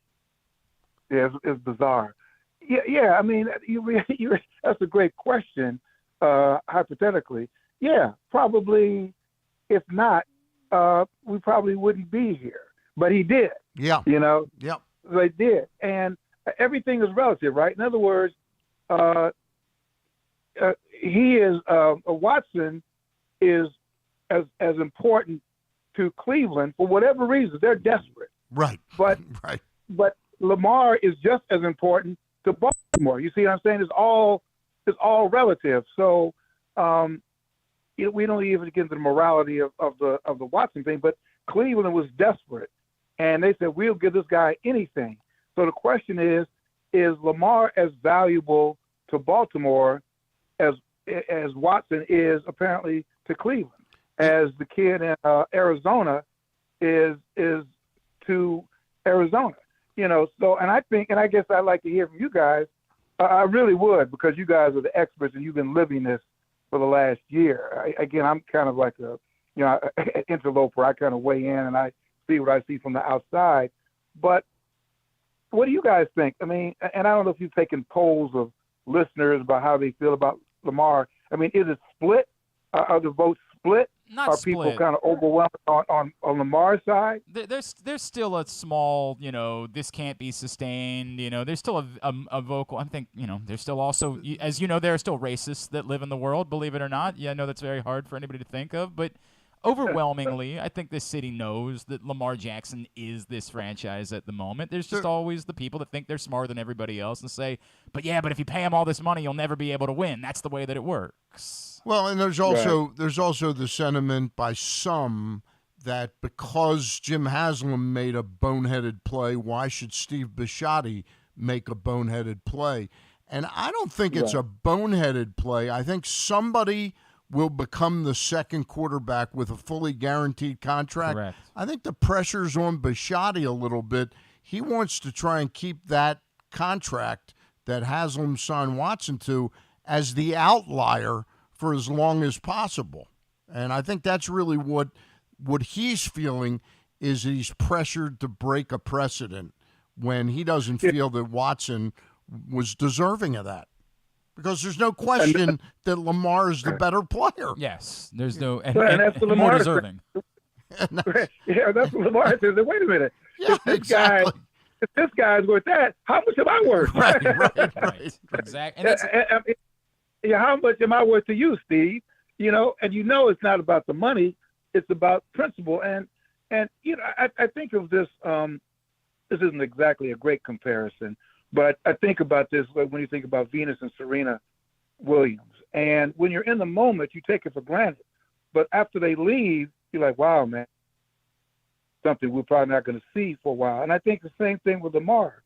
I think that he's the type of player, and that fans could take it for granted. But when he's gone, how long is it going to take to duplicate that? And I guess the last thing, you had mentioned about the racial aspect, racism, which in our country, it has to do with everything. And I think that, if there was a white kid who can play like Lamar, who was as fast as Lamar, who ran like Lamar, who was as charismatic as Lamar, who was electric as Lamar, Lamar, who was packing them in, would we be having this debate? I mean, he'd probably be running for governor, So, I just think, like I keep going back, I think it's a very unique situation. I would I think in Lamar's case, the only way he could really prove his worth is actually to bring the Ravens to the Super Bowl game. And I know people are saying I don't know how much of a long shot it is, but to me, that's the only way that Lamar could win really big. In fairness, Bill, to Steve Bisciotti, the playoff history of Lamar is the one blemish on his record. And maybe Bisciotti is saying, yeah, win me that Super Bowl. He did this once before with Joe Flacco. Flacco was offered a lower ball contract. Flacco bet on himself and won the Super Bowl. And then he paid him. Go back to ProReference.com and see how great that defense was. Yeah. They had a great defense. Not so much in 2012. Not in 2012. That really was. The playoff run was almost entirely Joe. That was a pretty mediocre. But look, trust me, we all know Lamar Jackson's better than Joe Flacco. Nobody's debating that. Nobody is debating which of these guys is better. This guy is. This is just a bigger version of what he went through with Flacco. No doubt. Yeah, well, me a couple on the defense. Sorry about that. Yeah, no worries. That one that Billick had in 2000. Yeah, that was a hell of a defense. Yeah, the 2012 defense. Yeah, we're not talking about the Ray Lewis Ravens. Yeah, so, he was there, but not the same guy at that point. All right. Yeah. I'll give you that. I remember being at that game, and I was sitting with Bruce Laird, and one of the first plays of the game was a handoff to Tiki Barber, and he went wide. And Ray Lewis ended up running him down for like a loss. Yeah. And Bruce Laird said, this team has no idea how fast this defense is. Yeah, that defense was unreal. Bill, if I could, real quick, before I let you go, and really appreciate the time. The concept of fully guaranteed, I've always wondered if Lamar, and I've tried to get an answer on this, and I've gotten conflict. If he feels like he's doing something that's bigger than himself, which is we know that players in general in football are looking around at all of the guaranteed money involved in other sports. In Baltimore, the Orioles gave Chris Davis a boatload of guaranteed money, and he was one of the worst baseball players of all time, unfortunately, after that happened. That we've seen this with football players, where they've said, we play a far more damaging sport. We take far more risk upon ourselves. Why are we not getting fully guaranteed money? And if the quarterbacks aren't willing to fight for it, then they're the ones with the leverage, right? Like everybody knows that you're only as good as your quarterback in the NFL. Right. So I've always wondered if there's a bigger fight here with Lamar, where he's like, look, man, we've already seen two after Deshaun Watson that didn't get fully guaranteed. If I'm not willing to do this, nothing's ever going to change. We're never certainly, all due respect, the linebackers can't ask for fully guaranteed. They'll be laughed at. We're the only ones that can do it. Yeah, you raised such a great point. But, historically, of all the players' associations, the Players Association has always been the weakest one. Even these last negotiations, they've always bailed. They've always caved in. And you're right. And in that, quarterbacks have always been complicit. They've not fought. And I guess if I have an issue with Lamar, it's not his playing style, but I'm always wondering, well, man, what do you stand for? What do you stand for off the field? We go through the whole Black Lives Matter and all that, and his influential is. Now, maybe he's doing a lot of stuff, quote unquote, behind the scenes. But I guess I've always wondered with Lamar, what else do you stand for? Are you using your visibility for any greater good? And again, maybe his agent, maybe his mom will call in and say, well, he's doing this for the public schools. He's doing this. So, but to get back to your point, you're right. Quarterbacks historically have never, ever used their visibility and leverage to help in the negotiations. And you're absolutely right. And what I thought you were going to say was in a sport like football, where being hungry is, being hungry is sort of what keeps the violence going, what keeps the collisions going. And once you guarantee somebody, does that dissipate the hunger? And you're probably, you're probably right. But I mean, it's a good point. It's a good question. But quarterbacks historically, as you guys know, have always been apolitical when it comes to negotiation. And Lamar, I think, fits into that sort of apolitical branch. Interesting. On my Richter scale, that's my only. I love him on the field. Love what he does on the field. I wish he'd become a little more political or involved off the field. Maybe he is, but I don't see it. Hey, Bill, I've never had the chance. I've met you a couple times at press boxes, but I've never had the chance to talk to you about jazz. Did you ever see Coltrane live? Oh, man, no, I did not. Okay. I never saw live. I never saw Train live. I saw Miles. I saw Miles about 4 or 5 Wait a second. I didn't know that. You saw Miles Davis? Me? Yeah. Yeah, I saw him about 5, 6 times I live. never knew that. That's unbelievable. Wow. Yeah. Wow. I saw Miles live near the end when he had switched over into his Bitches Brew. That thing. But I just wonder what that would have been. I saw when I was in high school, and this is like historic prehistoric days. There was a woman who would anyway, and we were in high school. It's always about a woman, isn't it? Yeah. Let's stop this. The quickness with which Bill went to anyway. The quickness. Yeah. Where is this going? Yeah. Hey, Bill, a cousin of mine was a news reporter for TV station, and he said he pulled up to this murder scene sometime. He said, "What happened here?" And the officer on duty goes, "It's about a chick." It's always about a chick. Yeah. Sounds old-fashioned, but. Yeah. Well, anyway, no, to answer your question, no, I never saw Train live. And my point is that I was in high school, and I was in the library raising money for something. And a young lady came up to me and said, "Yeah, so what kind of music do you like?" And I'm like, "Oh, the Temptations and the blah, blah, blah, blah, and, the Impressions and all this." Yeah, well, have you heard of John Coltrane and Cool Samama? It was an album. Mm-hmm. So I'm like, kidding me? So I didn't get into that until a year later when I was actually at Morgan at the end of my senior year. And I finally, I had been buying all these, because my sister, who was, married, her boyfriend was a jazz musician. Yep. So she was telling me all this stuff I had to buy. So I was buying all this music, but my ears weren't ready for it yet. Mm-hmm. And one evening we were going out, the gang was going out to a party, and, they had different spirits and stuff like that. And finally, it was that night, it all sank in. I listened to this. I just put this album on for the first time, and I listened to it. And I'm like, oh, my God, this is unbelievable. But I wasn't really ready to handle it, I a year earlier. So, I understand. Anyway, the short answer is no, which I did. Bill Rhoden, this guy's the best. An honor to spend time with you. Of course, Andscape is where people can find you, and I know you're on Twitter at WC Rhoden. Is there anything else we can plug for you, sir? I wish, man. I wish there was a book I could tell you to plug. I'm still in the middle of. I wish no, but this is enough, man. It's really great spending time with you guys. Really appreciate your work. I'm a Lamar Jackson fan. I've always loved football in Baltimore, whether it's the Ravens or the Colts. I think there's such a deep and rich tradition in Baltimore. And obviously I went to school there, and I know how much the people in Baltimore, love and respect their sports.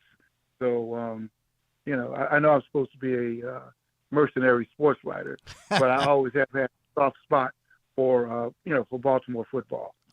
You know what? We really enjoyed this. We would love to do this again down the road. Bill, thank you so much for taking the time for us this morning. All right. Thank you, guys. You guys Thanks, take Bill. care. Okay. The legendary Bill Rhoden. An absolutely great. He is a brilliant man. We'll forgive him the faux pas about. A lot of people try to pretend like the 2012 Ravens. He's not the only one. You hear it all the time from somebody.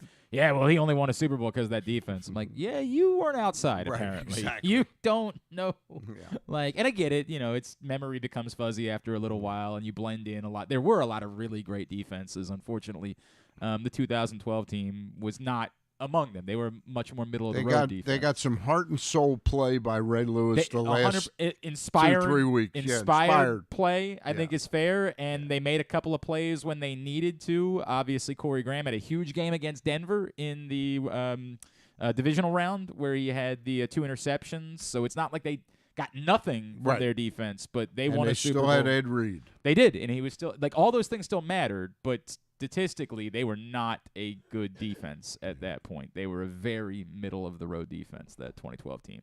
I got a little bit more I want to get with from you before I let you go. I know you got to duck out a little bit early today, and we got some visitors going to stop by the studio before today's show is over.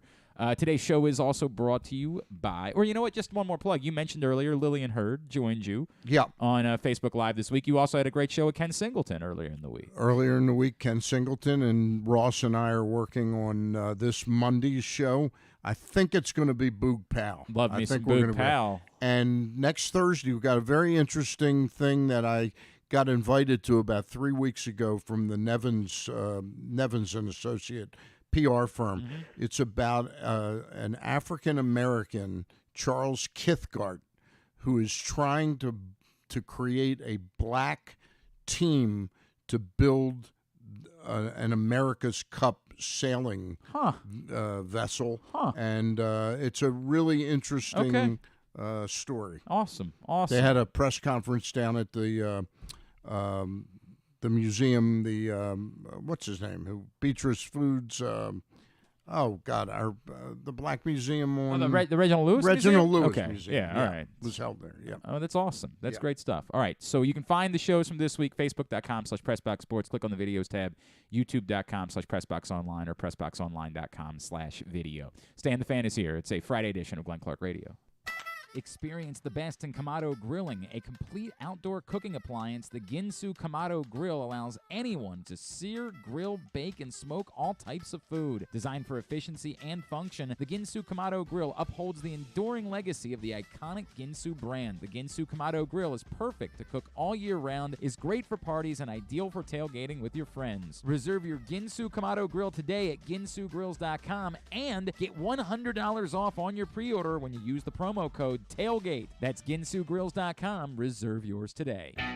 Stan the Fan here, welcoming back one of my favorite sponsors, the Costas Inn. And everybody around Baltimore knows that the Costas Inn is a great place to go and grab crabs, steaks, salads, soups, whatever's on your mind to eat in person. But did you know that the Costas Inn has upped their game? They are now one of the premier takeout places in Baltimore. Give them a call now to order your food, 410-477-1975. That's the Costas Inn over 4100 North Point Boulevard. Make the most out of every day in your Toyota RAV4. Available in hybrid or gas-only models. A RAV4 can get you where you want to go in style. Check out buyatoyota.com for deals on new RAV4s from your local Toyota dealer today. See Olympic athletes in action as the nation's best horses and riders compete in one of the world's premier equestrian events at the Mars Maryland 5-Star at Fair Hill, presented by Brown Academy, October 13th through 16th in Cecil County. Don't miss the breathtaking excitement of the dynamic cross-country competition or the elegance of dressage and precision of show jumping. There's also great shopping and activities, including a fresh food fest, corgi race, and a beer, wine, and spirits showcase. So come enjoy a beautiful fall day at the Mars Maryland 5-Star at Fair Hill, presented by Brown Advisory, October 13th through 16th. Learn more and buy tickets at maryland5star.us. The latest edition of PressBox is available now. On the cover, Bo Smolka profiles Ravens tight end Mark Andrews' path to NFL stardom, from his late decision to play the sport full-time through having to overcome type 1 diabetes and more. Also, inside, we introduce you to football players at Maryland, Navy, Towson, and Morgan State. And we give you everything you need to know for betting football this season. PressBox is available for free at over 500 area locations, including 60 Royal Farm stores. And you can always find the entire edition, as well as the best daily coverage of demos, Ravens, and Terps at PressBoxOnline.com. The Baltimore County Police Department is hiring. Entry-level officers start at close to $59,000 a year with a $10,000 bonus. Some restrictions apply. Plus a great retirement plan, medical, dental, and vision insurance, advancement to specialized units, tuition reimbursement, 15 sick days earned per calendar year, and even further incentives for military members and veterans. If you have a passion for service and want a career for life, visit joinbaltimore.com BaltimoreCountyPD.com or call 410-887-5542. You must be a United States citizen, possess a valid driver's license, and have a high school diploma or GED equivalent. The Baltimore County Police Department is an equal opportunity employer.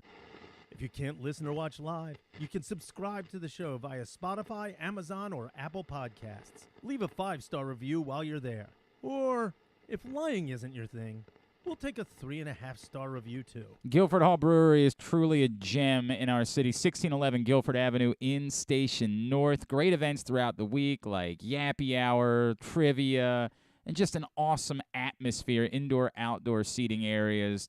Food, I hear. The food is outstanding. The beer, you got to try the Guilford Hall Lager. It's wonderful. They got a big Halloween party coming up on the 29th with live music, costume contest, and it's free. It's completely free to get in, guilfordhall.com. Stan, there's a company that doesn't spend money with us, so I don't have a problem with the fact that we've been a little bit on this show disparaging towards Only them. one company? Yes, well, there's one in particular. Did you see the thing that was going around this week about the guy Scott Martin who does something in the financial world, and he was on Fox Business the other day and complained that his Taco Bell lunch cost him $28. You familiar with this story? No, I'm not familiar This with went it. everywhere this week. Yeah. He said, inflation's out of control. It cost me $28. How many tacos was he eating? Well, so Griffin and I decided that this was a good punishment for a side bet. Right. I couldn't eat $2 worth of Taco Bell food at this point in my life. The idea of $28 worth of Taco Bell food is a nightmare to me. And how many people was $28 feeding? Just him. Okay. So there's a follow-up to this. That's the reason I wanted to bring it up How today. much does he weigh? About 450 No, pounds? he's a normal-looking fellow. Okay. So Griffin and I decided that for our picks contest this week, we'd do a side bet where the loser's going to have to eat $28 worth of Taco Bell next week for whoever does. Looks like he's going to lose intentionally. Griffin is not nearly as worked up about this as I am. This is a nightmare scenario for me. I haven't consumed. There's no way you could consume 28. I don't think it's possible. It's what I kept saying. I don't think I possibly could do that. We now have the order. He has tweeted out what the exact order was. So this is what we'll do. Of what his order was. So I guess that's my question, Stan. Should Griffin and I specifically go with this order? This sounds more like a Would You Rather Wednesday. It's hell. Everything about What's this the is guy's name? pure hell. Scott Martin. I believe it's Scotty How Markets. could you do this to your wife? You know, you only think about yourself. Stan, I think there's a problem we don't want to think about for the studio. That's exactly what I'm. But in the middle of a I could be in the middle. If we do this on Monday, and I don't know if we're going to be able to do it Monday because the Sunday night game might be an impact. I don't know if we can get the Taco Bell food in time. We might have to do it on Tuesday. There could be a serious emergency situation. It's called Beano. Yeah. Double Beano. Yeah, the old double. Yeah, 100%. Double Beano. So this was his order: a $6 burrito supreme, a $7 nachos Bel Grande, which I thought was only like $4, but apparently it's $7.14. Right. A nacho cheese Dorito. Has to do with the chain, the supply chain. Supply chain, yeah. That did change everything about the nachos Bel Grande. Everybody said that was the biggest issues. Toilet paper and nachos Bel Grande were the two that were just most seriously impacted. A nacho cheese Doritos Locos Taco Supreme and a Doritos Cheesy Gordita Crunch Nacho Cheese. Then he threw in a frozen Mountain Dew Baja Blast. And he's complaining, and it's 20. You ordered what you ordered. You ordered Chief. what you ordered, man. Like, you're the one As who if wanted somehow all this. Taco Bell is out of line. Yes, correct. Like For if the you fact- went to McDonald's or Burger King, he would get that much food for $12. I don't know. Yeah. I have no idea how much these things cost. Yeah. The subtotal was $25.40, and then you add in tax and that got right. it to $28. So that's what his complaint is. So my question is to one. Yeah. You are confirming there's no way you could eat $28 in the span of a show, a 2-hour show. Could you eat $28 worth of Taco Bell food? I do not believe I don't could. think I can either. I think this is an insane decision that we have made to participate in this. Well, but I believe one Micah, easy. by the way. I think Micah could. I was about to say, I think I could do it. Yeah, I don't think he would because he's an athlete and aren't you a vegan now or something like that? Mostly. Yeah, mostly vegan. What were you at a concert last night? What's going on with you today? practice. I lost my voice. Oh, just yelling at everybody. You're leading the way at volleyball practice. Captain Micah. Yeah, right. He's got. I think Micah could because of his size. I would say this is a man that could eat 20. And his age. Correct. 100%. I would not underestimate. Here's the way you spin out of this. These are the younger guys. Right. They've got to prove themselves. This is their apprenticeship. Oh, this is their mom. Oh, Griffin's already lost a couple of bets and paid him off. So we've the bet is between the two of them. You're Micah's handler. But then I this might is like wrestling. You're his handler. The problem is I might get in trouble with Stevenson, though, if I force Micah to do this, and then he's unavailable for volleyball practice that day because he's still sitting on the commode. Well, it could be a day that there's no volleyball practice. By the way, when Ottenheimer found out what we were doing, he said, "I know." He said, "So the winner gets to do this, right?" I said, "No." By the way, aren't you like 33 at this point? You can't still be doing this to yourself. There's no way. If he wasn't perished already, he's going to perish after this. So that's the order. The order is Burrito Supreme, Nachos Bel Grande, Nacho Cheese Doritos Locos Tacos to be Supreme, consumed within a show. And a frozen Mountain Dew Baja Blast. Should we eat his or? Because my plan. What would happen with just 3 tacos or something like that? Oh, 3 tacos would only be like $6. Aren't tacos only like $2? Right? Yeah, I don't think that'll get us anywhere near $28. But I saw there was like a. You read things and you see opportunities for wagers. Well, content. I am a content man, Stan. I am trying to do content here. That is the idea. You should go work. Seriously, you have connections now at Live, right? Right. You should talk to them about let me create these incredible bets that people would have. But they serve real food there. They wouldn't want to participate with this. No, they have delicious food at Sports and Social. Yeah. I love the food. The Asian wings are out of control. They're that good. My God. And I've had they do have good food. They have out the bowls at in Sports and Social, Live Casino and Hotel, of course, the FanDuel Sportsbook we love. And it's where you should be this weekend for watching and betting on all the football game. And don't forget, they've shown the fight tomorrow night. Who's the fighter that Wilder's fighting? Robert Hellenius, the Nordic Nightmare. He's been rising the last couple of years. Nobody seems to give him much of a chance at all against Wilder. Wilder's like a minus 850 favorite in the fight, so it doesn't seem likely. This is more like Deontay Wilder needs to wash the Tyson Fury taste out of his mouth. Right. And so this was sort of. And what's Tyson Fury doing these days? I believe last time we saw him, recovering still from a broken. I'm not kidding about this. The last time we saw Tyson Fury, it was after a WWE event, and he was singing "American Pie" in the center of the ring with former WWE champion Drew McIntyre. That's a straight shoot thing that happened about a month ago. The last thing that we saw from Tyson Fury of late. I have no idea what's going on in that dude's world. So yeah, we're gonna. I think. Griffin, do we go with his order or I think we should go with it. I mean, we could customize it. I mean, as long as we get $28 worth of Taco Bell. So now wait a minute. That was the bet going into yesterday. Hold on a second. Yes. You have to go for $56. Well, no, if we tie it, so if one of us finishes, wait a minute. So one of you does it. We pick 9 games every week. Right? Okay. So if, for example, Griffin goes 5-4. And I go. Oh, this is the penalty for losing our side bet for the week, because we have a season-long competition, and this is our side bet for the week. If he goes 5-4 and I go 4-5, then I'm the loser. I have to do it. If I go 4-5, but he only goes 2-7, well, despite the fact that I didn't have a very good week, I did just enough to avoid being the loser. The big problem is that the rule has always been if you tie, you're both losers. Okay. So if we both go 8-1 this week.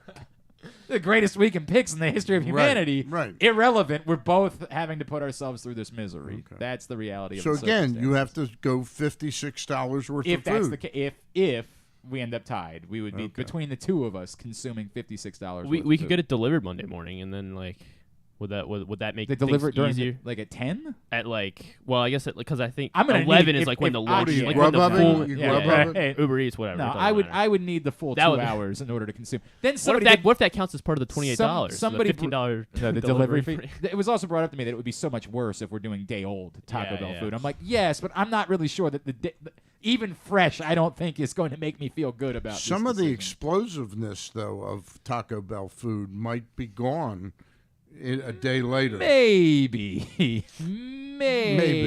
Telling you, each of you need to take 2 Beanos. Lots of Beanos. I agree with that.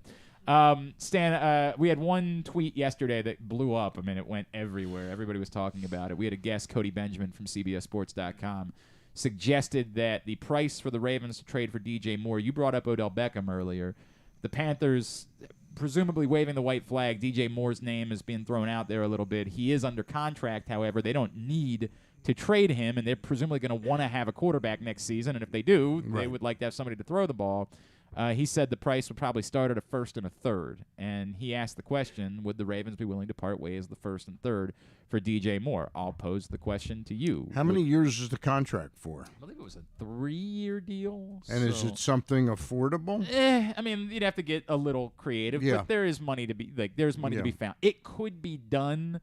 There would be work that would need to be done, but it could be done. It's not the type of thing we say, well, there's just no way they could do it. They could figure out a way to get DJ Moore's cap through 2025. Through 2025. So 3 more years after this season. 3 more years at what cost? It's between $20 and $25 million, I believe. Okay. Let me double check. So roughly $8.5 a year. No. It's more than that. It's more than that. So that math isn't right. Oh yeah. So his base salary this year is $1 million, and then it's $20 million next year, 15, then 14. Yep. So next year is the big cap hit. Yes. Yeah. Mm-hmm. That's a tough one to afford. What would Beckham? Beckham is a free agent, right? Yeah, but we still don't know when Beckham would be available to play. Exactly how impactful he would be once he starts playing. How would he be digested in this locker room? And he gets to make his own choice, right? Yeah. Like he does not. If he just says, "I'd rather be a Packer," I'd rather be whatever it is, then there's nothing the Ravens can do about that. So you gotta believe he would love to play with Lamar. You'd think that, but we just don't know. Yeah. So I present the question one more time: would you be willing to part a first and a third for DJ Moore?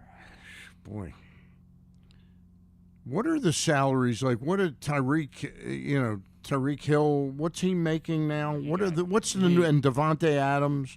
Are they like $30 million a year? They're definitely over 25. Like that is where. So Moore would be a relative. In comparison to the top. So the cap hits. Let me just talk cap hit wise. DJ Moore's cap hits are 25, 20, 20. Right. Tyreek Hill's cap hits are 31, 24, 28, 50. Oh my gosh. 50. Yeah. Would there be a way for they're gonna if the Ravens were to give a first and a third, would they have the ability to make the deal contingent that they talk to him and see if he'll they make a longer term contract? Maybe, but I don't think they would make it contingent in the middle of the season. I don't think you would do that in the middle of the season. Okay. I think if you're making a trade in the middle of the season, you're accepting it and then dealing with it afterwards. Okay. I think given the parameters of what top-end receivers are making, that sounds like an interesting deal to me. And the picks isn't too much for you? Not for me. No, okay. Not for me. It's very split, by the way. It's remarkably split. Like 49-51 or 50? I didn't – I mean, we were – by the way, my Twitter was basically useless yesterday. I don't know why this one tweet was – so explosive, but now this guy tweeted it out? No, he was on the show with us. Right. And Griffin tweets out quotes when guests are. By the way, Griffin made a slight faux pas earlier today when he said Anita Marks said you're making chicken salad out of chicken soup, which is not, of course, what she said. That's not the phrase. That's not the saying. Yeah. The saying actually involves another word. She was politely changing it to poop. Yeah. But Griffin tweeted out the quote, and for whatever reason, this one particular tweet was just explosive. And he had put out there that it might be an interesting... He had written about it this week at CBSSports.com. We had him on the show. And then he said, I think the price would be starting at a first and third. And would the Ravens be willing to do it? I would do it, I think. All right. Very good. I know you got to get out of here. You got to take your car down to see our friend Dave at KNS. We love him. Got to do it. Reminder to everybody, pre-order. When are the calendars coming out? Soon. We need you to pre-order yours. I think we're doing a cover shoot maybe next week for the. I don't know if I'm going to be able to be involved with it or not. It's very complicated. But boysofhamden.com. Please pre-order your calendar to benefit the Hamden Family Center. At Stan the Fan on Twitter. You will have, of course, your show on Monday with Ross Grimsley. Monday and Thursday. 6 o'clock on Monday with Ross Grimsley and a guest, and 7 o'clock Gary Stein and I will talk to Charles Kithgard about his attempts to create a black sailing team that will build and America's Cup. That's awesome story. Appreciate you as always, my friend. Great to see you. Thank you for stopping by. Today's show also brought to you by the all-new Ginsu Kamado Grill. Use the code TAILGATE at ginsugrills.com, and you'll save $100 on your order. It is incredible. The Ginsu Kamado Grill for grilling, searing, baking, and smoking all kinds of food.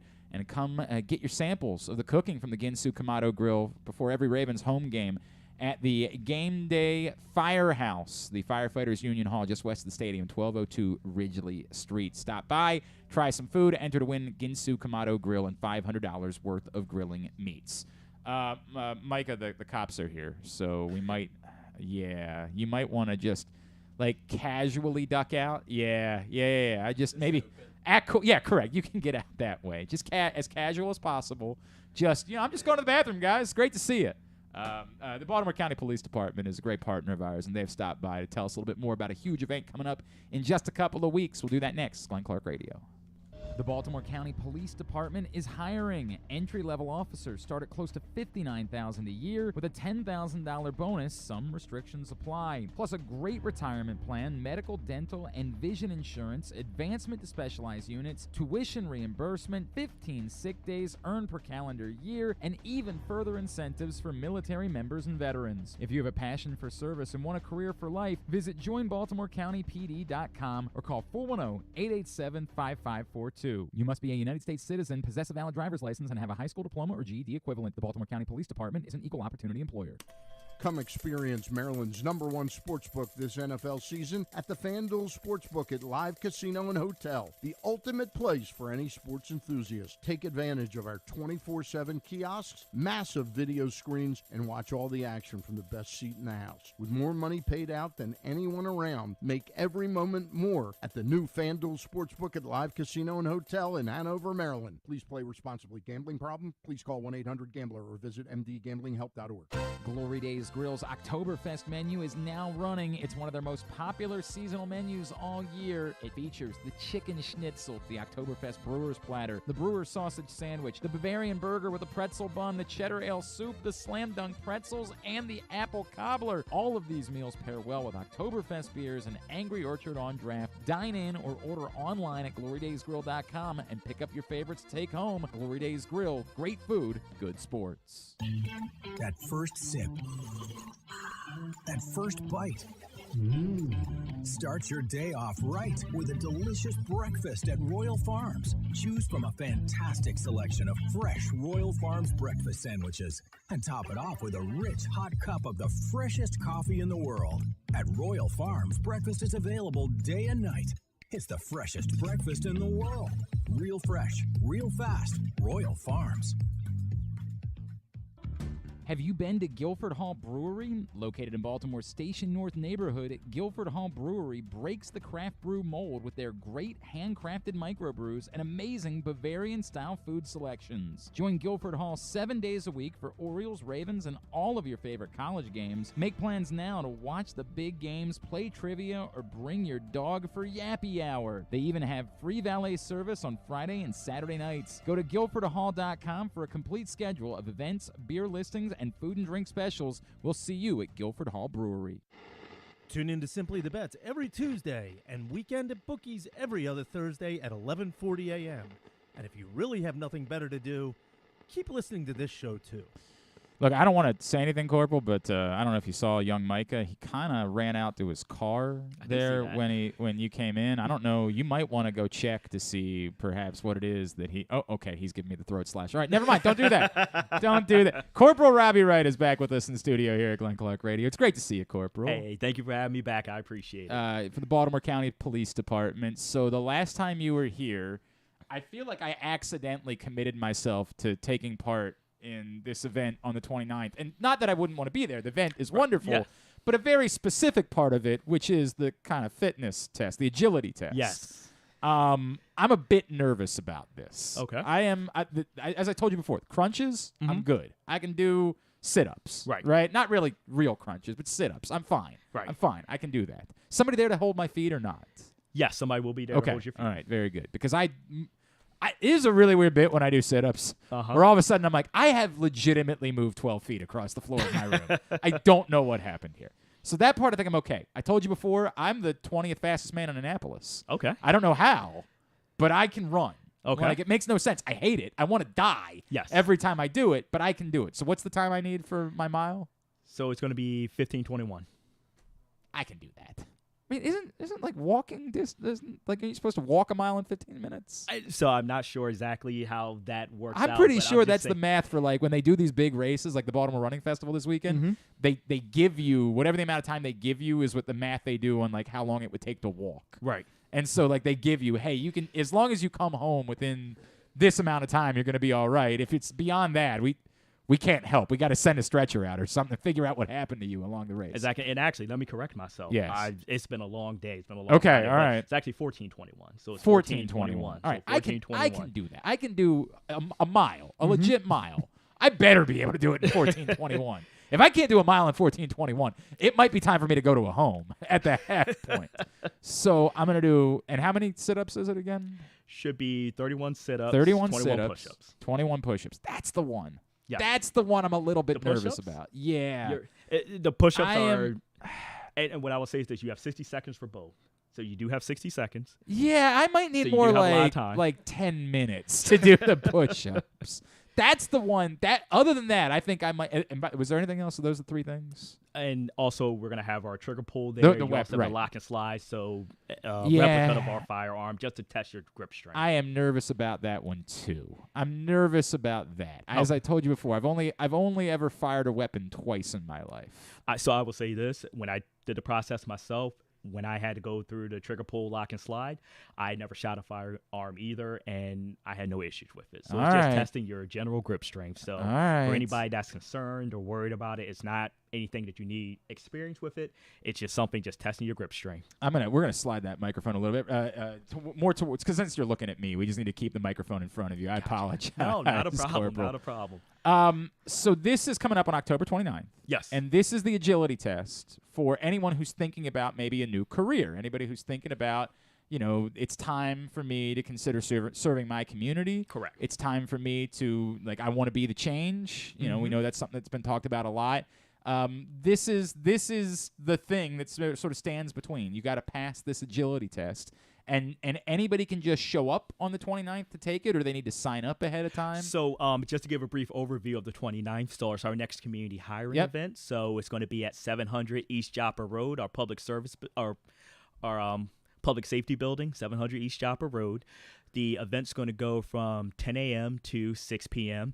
In regards to the hiring event side of it, for that event, we're going to have the written tests. We're also going to have agility testing as well. So for the agility test, we have the testing for pre-registered applicants. So these are applicants who have already taken a written test, submitted an application.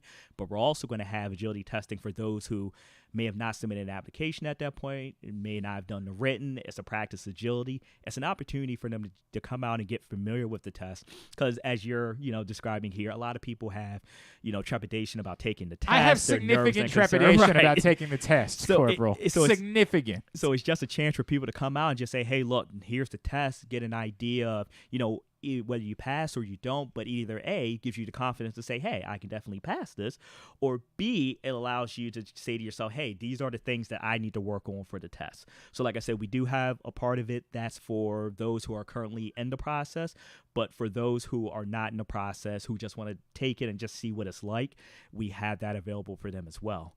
But on top of everything we're doing with the hiring event side, we're also having a trunk or treat for the community as well. So that portion is going to go 1 p.m. to 5 p.m.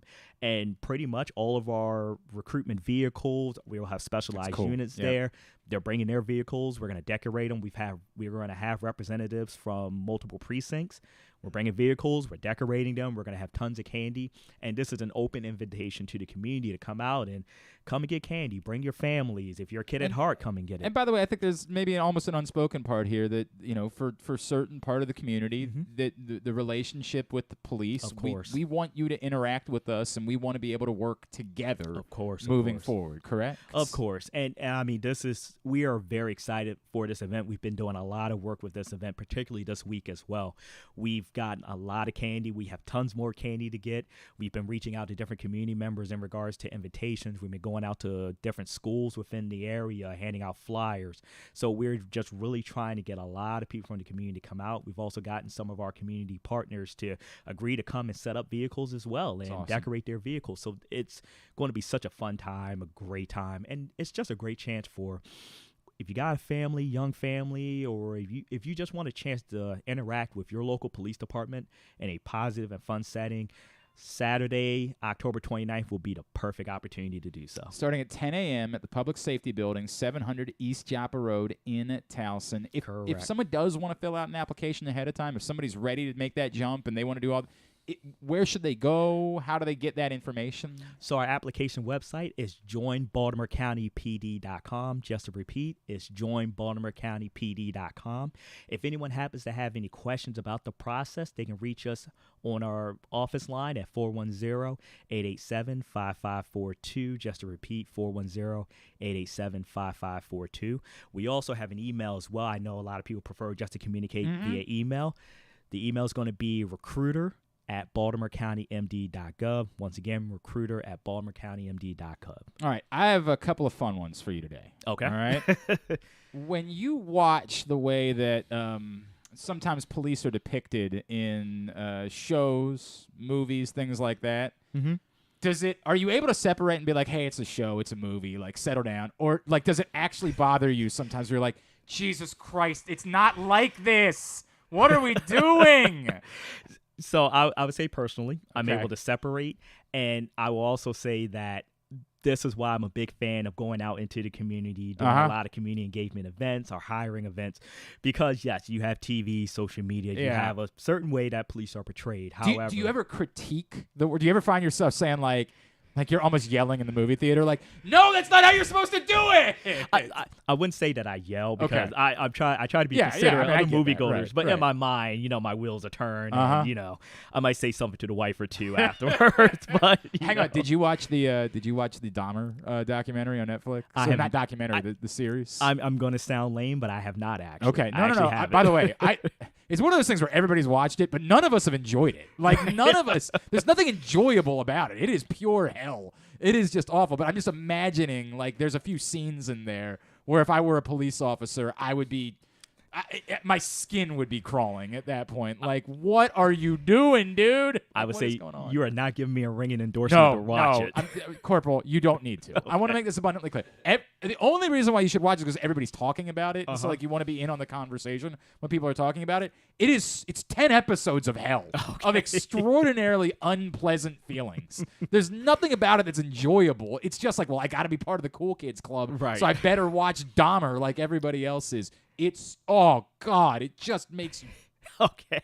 Sorry. No, not a problem. I would like to know, would you be willing to share, in your experience as a cop, the dumbest excuse that you ever got from someone about why they were doing something? Like, do you have a go-to, whatever it is, like, sir, can you explain to me why you were speeding here? And you got a story about them, chasing after a bear or something like that. Do you have a go-to story that was the dumbest story you ever heard from someone as an excuse for why they were doing what they were doing? I would say I've never. So one thing you learn in law enforcement is that, we all hear that, like, oh, that's a really dumb excuse. Yes. What I will always say is that for a lot of people, like, for what they do, it's, they work it out. It's justifiable to them, right? So right. They're justified in their heads. Yes, they believe it. Right. And sometimes it's the Costanza thing. It's not a lie if you believe it. Right. In a sense, yes. Yeah. So, but like, you have a lot of people who do that. I'm trying to think off the top of my head because, I was on patrol, my goodness, 8 years. So trying to actually, like, just think of, like, an example is very difficult. So there's some old stories that, like, maybe if you say that you have, for example, diarrhea, that you might be more likely to get away with speeding, that perhaps a cop would be less likely to give you a ticket in that moment. Is there any truth to that whatsoever? I wouldn't say that. I will say I've gotten excuses such as, and one of the ones that I've gotten prior, now that I'm thinking about it, is I've gotten it where, hey, my wife's pregnant and she's in labor. That's a pretty good one, right? And you look at the passenger seat and the wife is this has actually happened. Yes. Wait a second. You actually pulled someone over for speeding. and their wife was legitimately in labor in the passenger seats. Exactly. So you get stuff like that. So in that moment, you're like, okay, I guess we better let you. Well, no, you offer aid. Like, so you're like, Okay, hey, like, do you guys need an ambulance? Like, you just take into consideration we're far from a hospital. You know, do you guys need an ambulance? Like, We're you know, right you in front of them, maybe. you know, give them an escort. But you get all sorts of things like you get sorts of things like that. That's the one that stands out to me the most. Well, that one's a far different one because it was legitimate. It wasn't an excuse. It was real. It wasn't some idiot making up a story trying to get out of a ticket. The dude's like, no, I'm sorry, officer. There's a real emergency that's playing out right in front of us. Could you please help with that? Exactly. And I'll say, like, I've never had a situation where I could say that person was lying for sure. Yeah. So maybe that's why none of them really stick got to be out, running but- through your mind, though, when you hear stories. Like, there's got to be a party that's like, yeah, I don't know about this one, dog. I don't know about. Remember, again, I'm going to refer to. God, we're talking way too much about Dahmer here. Mm-hmm. But regularly, there would be somebody at his apartment and be like, I got some spoiled meat here. And that was the story that he was going with. And nobody ever thought to themselves, boy, you got a lot of spoiled meat over there, Chief. Like, there's been an awful lot of spoiled meat in the Dahmer apartment over the years. You haven't dealt with one that immediately you were like, yeah, this doesn't pass this. So, like I said, not anything that comes to mind. When we have the conversation, like, immediately, it's the example I just told But that you one's about. a That's good the one. That one's a legitimate That's the one one. that, like, Yeah, that just pops into my head. legitimate. And you're right, that was legitimate. It was like, oh, okay. I want to know before your decision to become, because I think when we talk about people maybe considering signing up, there's great benefits, right? We talked about the starting salaries are very competitive. Correct. There's great opportunities for tremendous benefits moving forward. I know you're going to tell us more about that, but why? Why for you was it the move that you wanted to make, the career path that you wanted to choose? So I'm actually a second-generation police officer. But was it always going to be your plan? Did you always know that you wanted to be? Yes. Okay. All right. So from birth, my dad, 30-plus years, Baltimore County Police Department. I grew up watching him go home or come home from work, go to work, watching him wear the uniform. And, you know, when you're a young kid, you see your dad, you know, he's got the tapered sleeves to his shirt. You're like, yeah, that's the guy I want to be. Looks so good in the uniform. And on the flip side of that, you know, he's out there, you know, helping good people, you know, doing the right thing. And as I got older, what I started to realize is that I had more of a pull to go out and help people, be a servant to my community, do something more than, and I'll be honest, I was never really like an indoor, I guess you would say, indoor person, indoor cat. Video games and Doritos. And right. Boy, it seems like you're looking right at me as you're saying that. It's really weird how that works. It just feels like you're saying, I didn't grow up spending 6 hours in front of a TV playing video games. No, I definitely didn't either, Corporal. Definitely not the way that I spent my childhood. What are you? No. I can play video games with the best of them, but what I will say is that just going out there and doing something that has an impact with the community, that's what I grew up just wanting to do. And when I graduated from college, it was either, you know, police officer was number one, and if it wasn't police officer, then I would have became a teacher. Okay. So it was always one of those two, and just knowing in my heart and just thinking about it. And there was a time where I tried to go different career paths, but it always came back to being a police officer. And, you know, not to run on, but initially my dad was very hesitant about me joining the job because he knows the dangers and the risks that come with it, of course.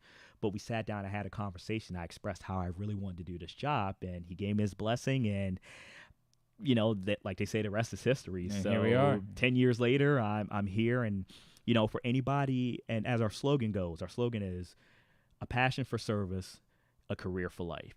And we always say to people, look, if you got a passion to serve your community and help people, then this is the career for life for you. Like, this is the career for you. So, you know, for anyone who has that passion, and whether they're have prior law enforcement experience, whether they don't, whether maybe they've never considered this field. If you have a passion to serve people, this is the perfect career to do this, and we are the perfect agency to get in and do it. So. Great stuff. Great stuff. All right. Remind everybody about the opportunities that are available for them, Corporal Robbie Wright, if they are thinking about perhaps joining the Baltimore County Police Department. So I'll just go with the salary first. So right now our salary is $58,918. However, starting in January 1st of next year, 2023, salary gets bumped up to over $61,000. Wow.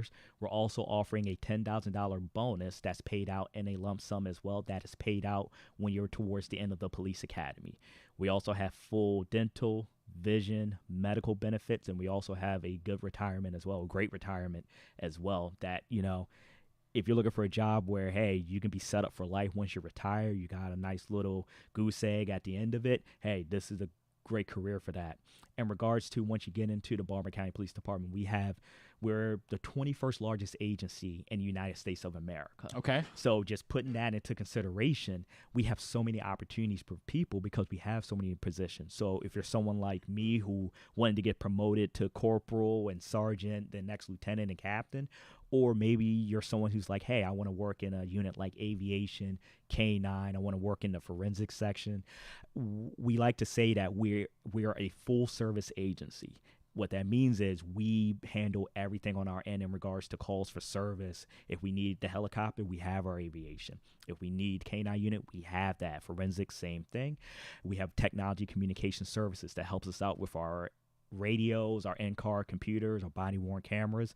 We have so many opportunities. And one thing that I like to express, particularly when we go to schools and colleges, is if you feel like, you have a particular skill and maybe you're like, hey, maybe this isn't a law enforcement type skill, we probably have a position for you. If you're somebody that's into computers, like I said, technology communication services. If you're somebody who's more into sciences, we have forensics section. If you're somebody, once again, likes animals, K-9, if somebody who likes to fly a helicopter, if you're a boat person, we have the marine unit. So we have so many positions and opportunities for people to bring their skills in. And that's one thing I like about this agency is that we have those opportunities for you. You never have to just, stay somewhere and get stuck somewhere. You can always move around. You can advance your career however you see fit. So I can't express enough the opportunity, especially being as big as we are. We just have the opportunities that a lot of agencies don't. That's remarkable. A reminder again, the 29th of October. Yes, sir. Starting at 10 a.m. and then in the afternoon, the trunk or treat as well. 1 to 5 p.m. 1 to 5 p.m. But starting at 10 a.m., the hiring event at 700 East Joppa Road in Towson, the Public Safety Building. The website, again, is joinbaltimorecountypd.com. 410-887-5542 is the phone number. Yes, sir. And I always know we have to point out that the Baltimore County Police Department is an equal opportunity employer. Yes, we are. Corporal Robbie Wright. Great to see you. I'm very nervous about this. You'll do great. I don't think I will, but I'll do just well enough. I'll do whatever I'm capable of doing. And by the way, when you tell me at the end of the day, hey, this might not be the field for you, I won't be that sad about it. How about this? Well, it's either pass or fail. So we just tell you pass or fail. How about that? This. I can live with this. I've been told I failed a few times in my life, so I'm prepared for it. Corporal, great to have you in here again. Thank you so much for stopping by to see us. Thank you to you and PressBox for the opportunity as always. Really appreciate it. It's Corporal Robbie Wright from the Baltimore County Police Department. We'll come back in. We got Young Yutes, Tidbit, and Tubular to wrap up the week. It's Glenn Clark Radio. Have you been to Guilford Hall Brewery? Located in Baltimore's Station North neighborhood, Guilford Hall Brewery breaks the craft brew mold with their great handcrafted microbrews and amazing Bavarian-style food selections. Join Guilford Hall 7 days a week for Orioles, Ravens, and all of your favorite college games. Make plans now to watch the big games, play trivia, or bring your dog for Yappy Hour. They even have free valet service on Friday and Saturday nights. Go to guilfordhall.com for a complete schedule of events, beer listings, and food and drink specials. We'll see you at Guilford Hall Brewery. That first sip. That first bite. Start your day off right with a delicious breakfast at Royal Farms. Choose from a fantastic selection of fresh Royal Farms breakfast sandwiches and top it off with a rich hot cup of the freshest coffee in the world. At Royal Farms, breakfast is available day and night. It's the freshest breakfast in the world. Real fresh, real fast. Royal Farms. What's up, everyone? This is Tyus Bowser, and I'm excited to tell you that I'm back for Season 2 of the Tyus Bowser Show in partnership with PressBox and Great H Memorabilia. Join us on Tuesday nights throughout the season as I'll be heading all over town with my special guests. And of course, our co-hosts, Glenn and Rita. Or is it Rita and Glenn? What is it? I look forward to meeting you guys and talking a little bit about football and a lot about life. And if you happen to miss the show, you can now catch a replay Friday nights on 105.7 The Fan. Get all of your details for the Tyus Bowser Show right now at PressBoxOnline.com/Bowser. It's brought to you by Maryland Vascular Specialists and the all-new Ginsu Kamado Grill. The 2022 baseball season is in full swing, and the future is brighter than ever for your Baltimore Orioles. I'm Paul Valley. And I'm Zach Goodman. And together we bring you the Bat Around every Saturday from 10 a.m. to noon with everything you need to know about the Orioles and baseball as a whole. From veterans like Cedric Mullins, Austin Hayes, and Ryan Mountcastle, to young stars like Adley Rutschman, Grayson Rodriguez, and DL Hall. We've got you covered for every game, every pitch, and every debut. You can watch us at youtube.com/PressBoxOnline and Facebook.com/PressBoxSports, or you can listen at PressBoxOnline.com/radio. So join us live on the Bat Around every Saturday from 10 a.m. to noon right here at PressBox Sports. Glory Days Grill's Oktoberfest menu is now running. It's one of their most popular seasonal menus all year. It features the chicken schnitzel, the Oktoberfest Brewer's Platter, the Brewer's Sausage Sandwich, the Bavarian Burger with a pretzel bun, the Cheddar Ale Soup, the Slam Dunk Pretzels, and the Apple Cobbler. All of these meals pair well with Oktoberfest beers and Angry Orchard on draft. Dine in or order online at glorydaysgrill.com and pick up your favorites to take home. Glory Days Grill, great food, good sports. Check out Jeremy Kahn's daily picks at PressBoxOnline.com as he tries to find you daily winners. And speaking of winners, here's a man who once won a media curling contest, and I don't think anything else. He's Glenn Clark. I'm really nervous about the push-up part of this. I am really nervous about doing 21 push-ups. I think you could do it. I just learned that apparently they put a block down underneath you, so you don't have to go all the way to the ground. You just got to hit the block, and that gives me some hope. But I'm telling you, I'm good in all the other. 14. If you can't run a mile in 14 minutes and 21 seconds. When I was at my fattest, I was still coming in under 14 minutes and 21 seconds. You start practicing now. You do like 21 push-ups in 5 minutes today, and then like 21 and 4.5 minutes the next day until you're down to a minute. You know what I'm good at when it comes to push-ups? Nothing at all. Nothing. I can't do any of it. That is a nightmare for me. Sit-ups, I'm fine. The mile, I'm fine. I don't even know how to handle the weapon part of it because I just don't have a lot of familiarity with weapons. What, you got 3 or 4? Hey, this is gonna be a. That's pass. That's P. That's a P right there. No, I think you have to get all 4, dog. You got to go 4 for 4. 3 out of 4 to me is passing. Yeah, that's not the way it works, Chief. You got to go 4 for 4. All right, we are winding down for the week here on GCR. It is time for us to find out what's going on in the world of the young folks. It's time for Young Yutes. Young Yutes is brought to you this week by your local Toyota dealer and buyatoyota.com. I'm really starting to worry about you, Micah. I'm trying to clear it out. Please tell me you don't have the thing. No, please tell me. Definitely not. You didn't come in here.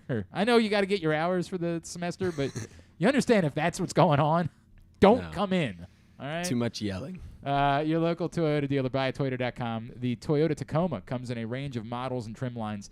You can choose the perfect Tacoma to reflect your unique personality and driving habits. Check out buyatoyota.com for deals on new Tacomas from your local Toyota dealer today.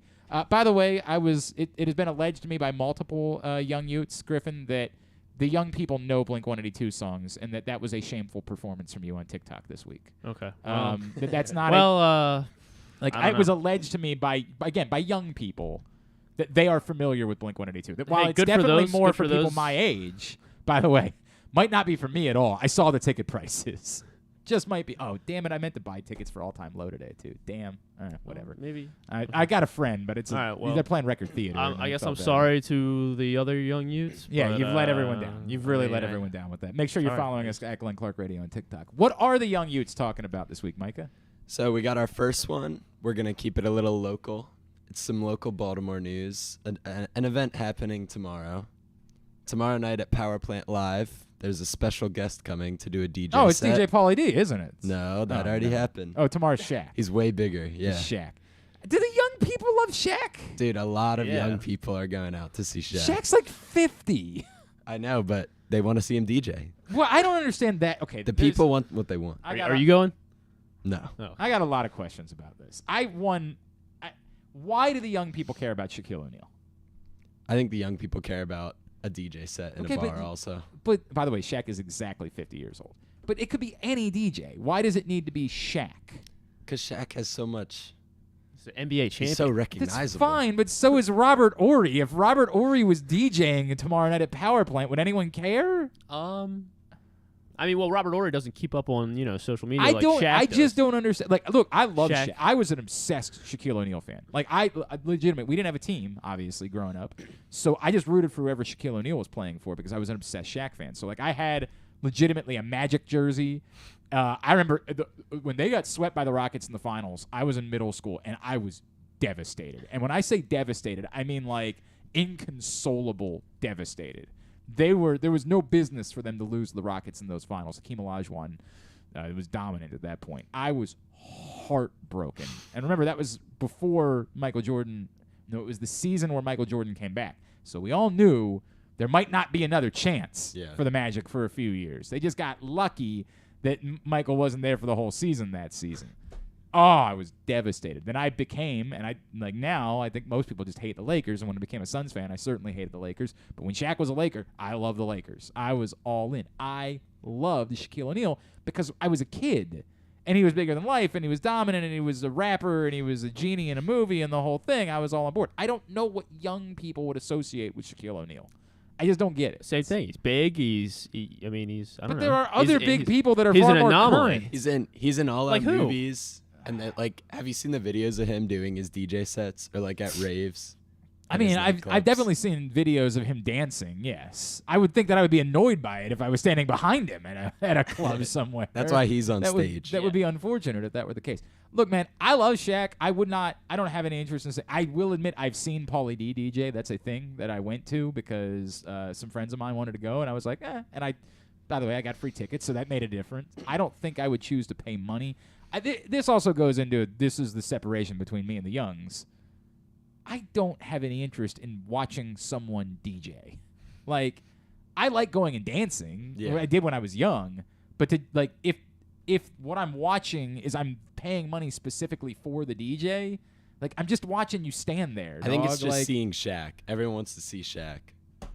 This does nothing for me, man. This does zero. Shaq DJing does not. And I love Shaq.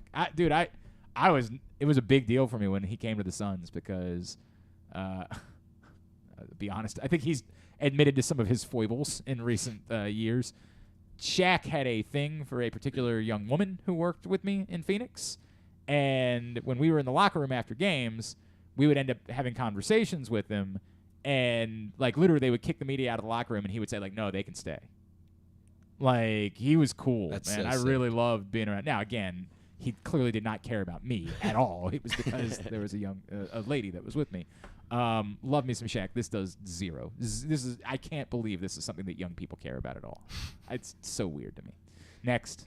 The next one is, I'm sure you may have heard about this one, but Kanye is officially banned off of Twitter and Instagram. This is like world news. This isn't really like a young person. I was really trying. I was asking everyone. I was really trying to find stuff. But he's officially banned from Instagram for bullying. His deal with Yeezy and Adidas is officially under review because of all the outrageous statements he's making. Look, man, whatever. I don't care what I say. I don't care. If you support someone politically, that's your place. I don't care who you support politically. It's not my. I honest to God. Now there are people that really do. There are people that really do hate you based on who it is that you support politically. I'm not that person. I don't care. Vote for whoever you want to vote for. Right? That's not my place. The fact that Kanye West is a Donald Trump fan, that's his whatever, man. I don't care. Do whatever you want to do. That's your deal.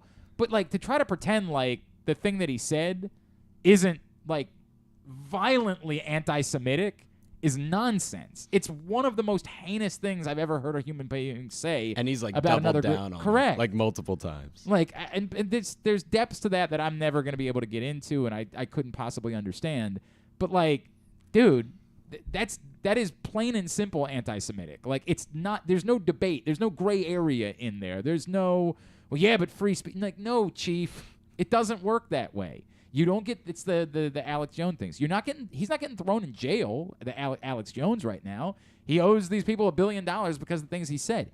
You guys don't understand what free speech is. You just don't. You did not pay attention during civics class. There's still consequences. Correct. Free speech means there is no law. There is nothing that no matter how heinous, that's not true because you can make threatening statements that can be criminal. So I do have to be clear about that. There are laws that there is a limit to what free speech defines. But as anti-Semitic as what Kanye West said was, he's not going to be thrown in jail for it because he has the right to free speech. But that doesn't mean he gets the right to the platform, or that there aren't consequences for the things that you say. We apparently need to go back and reteach the concept of the First Amendment because too many of us in this country do not understand what it means. Look, man, I stopped rocking with that dude a long time ago. I don't even like giving him attention. Like, that guy, his first 2 albums were phenomenal. And then a lot of people told him he was a genius when the music he was making was not that good. Like, it's just that, I mean, we do this. We did this with Taylor Swift recently, where, like, she put out a folk album, and it stunk. Yeah. It stunk to high heavens. It was one of the worst folk albums I've ever heard in my life. It's bad. It's not just not as good as her other music. It's a bad selection of music. It is bad. And because we decided we liked Taylor Swift, we didn't have the heart to say, this isn't good. In fact, they made it Album of the Year at the Grammys, which is hilarious because it stinks. It's terrible. There's nothing there. Definitely not Album of the Year. Dude, it's not even, like, mid. It's a bad record. Below mid record. Correct. That's what it is. It's a bad record. But we do this once we decide that somebody... Kanye West, but musically he's a genius. Well, maybe once upon a time he was good. Like, there was a time where there was no doubt Kanye West was making good music. And every now and then, even since he's gone nuts, I'll hear a song, I'll be like, that reminds me of when Kanye used to be good. Yeah. And then I'll hear a lot of other songs, and I'll be like, what are you talking about? He's a genius. This is just noise. Yeah. That's all this is. He's a good producer, but also an absolute nut job. Well, there's all that. God. All right, and number 3? Number 3, so this one made headlines across... By the way, we just need to point out, your 2 Young Yutes stories have been about a 50-year-old and a man who's now approaching 50. Like, I just want that to be known. Those are the 2 Young Yutes This stories. one's a little younger. Right. So I don't know, have you been seeing all of, like, the AI generation stuff that's been blowing up? I don't know if I have. So there's all these, like, different AI generation softwares where you can plug in prompts and it'll, like, make an image or make, like, a moving image based on whatever the prompt is by AI. And that's been getting, like, more and more technologically advanced. So I saw headlines. Nothing about this sounds good. So I saw headlines this week. Have you seen the trailer for the Megan movie? No. Oh, dude. Does it look good? It's, like, I don't know if it looks good as much as it's like, it's the next step in all of these, this is what AI Like, is going to become, like, type of concept, and it's terrifying. It's this robot is a human, and it's, oh man, it's too much. Yeah, that's how this is. So I saw these headlines that Joe Rogan did an interview with Steve Jobs. Okay. Steve Jobs has been dead. There are a lot of old guys in this. A lot of very old people involved with Young Youths this week. But so I saw it and I was Joe like, Rogan's 60? They're making a comeback. But I was like, how?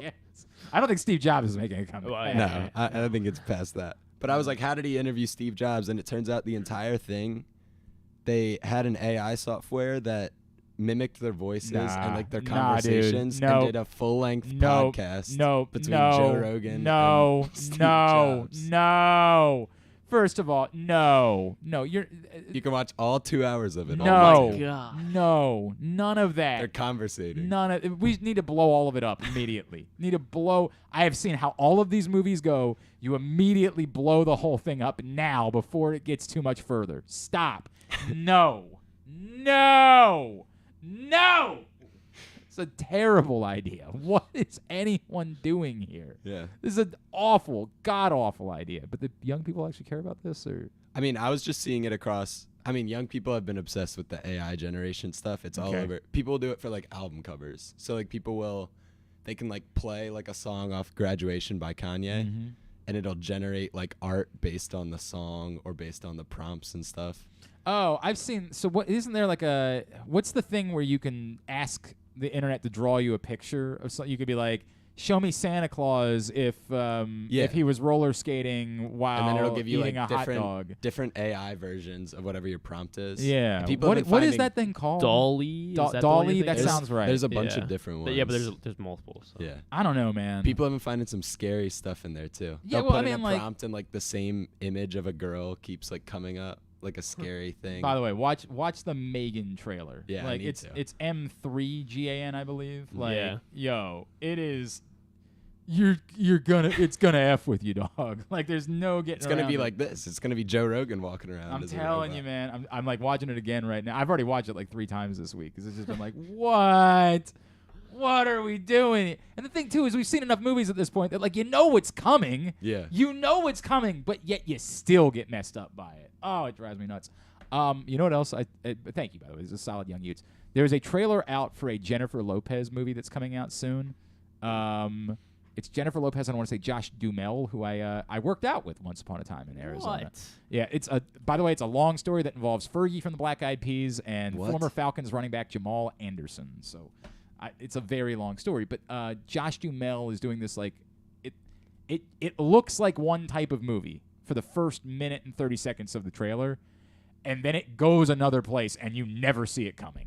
Like, now that I've told you, you'll understand, but if you did not know ahead of time, your mind... I don't remember what the movie is called, but the trailer... Oh, I think I did see this trailer, yeah. It will blow your mind. It will absolutely... It's like... To the point where you can't believe you might actually watch the movie. Because it's like Die Hard, but a wedding almost. Thank you for giving it away, Griffin. Oh, I thought. Thank you for just giving away exactly. It's a trailer. It's out there. I understand, but I was purposely dancing around it. Okay, it's also called Shotgun Wedding. It is, but you don't know. You sit down. They don't tell you that at the beginning of the trailer. All the internet has done smartly is just said, you should watch this trailer for the new Jennifer Lopez movie, which again is called Shotgun Wedding, and it just looks like any old stupid romantic comedy, and then all of a sudden.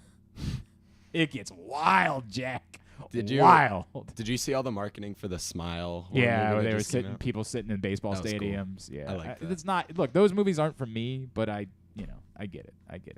All right, let's get a tidbit. Tidbit is brought to you today by the Maryland 5-Star. Going on the rest of the weekend out at Fair Hill in Cecil County. Come see Olympic athletes in action as the nation's best horses and riders compete in one of the world's premier equestrian events. It's the Mars Maryland 5-Star presented by Brown Advisory at Fair Hill, October 13th through 16th. So this weekend, go check it out, maryland5star.us with the number 5. All right, this is the tidbit I was trying to get to earlier in the week, but Travis d'Arnaud hit a home run for the Braves on Tuesday. That was his 8th career postseason home run, which moves him into 6th place for the most home runs hit by a catcher in postseason history. Okay. Yeah. So that is my question. Oh, God. Yeah, he's moved himself into pretty elite company of catchers that have hit at least 8 home runs in the postseason. So there are 5 guys ahead of him.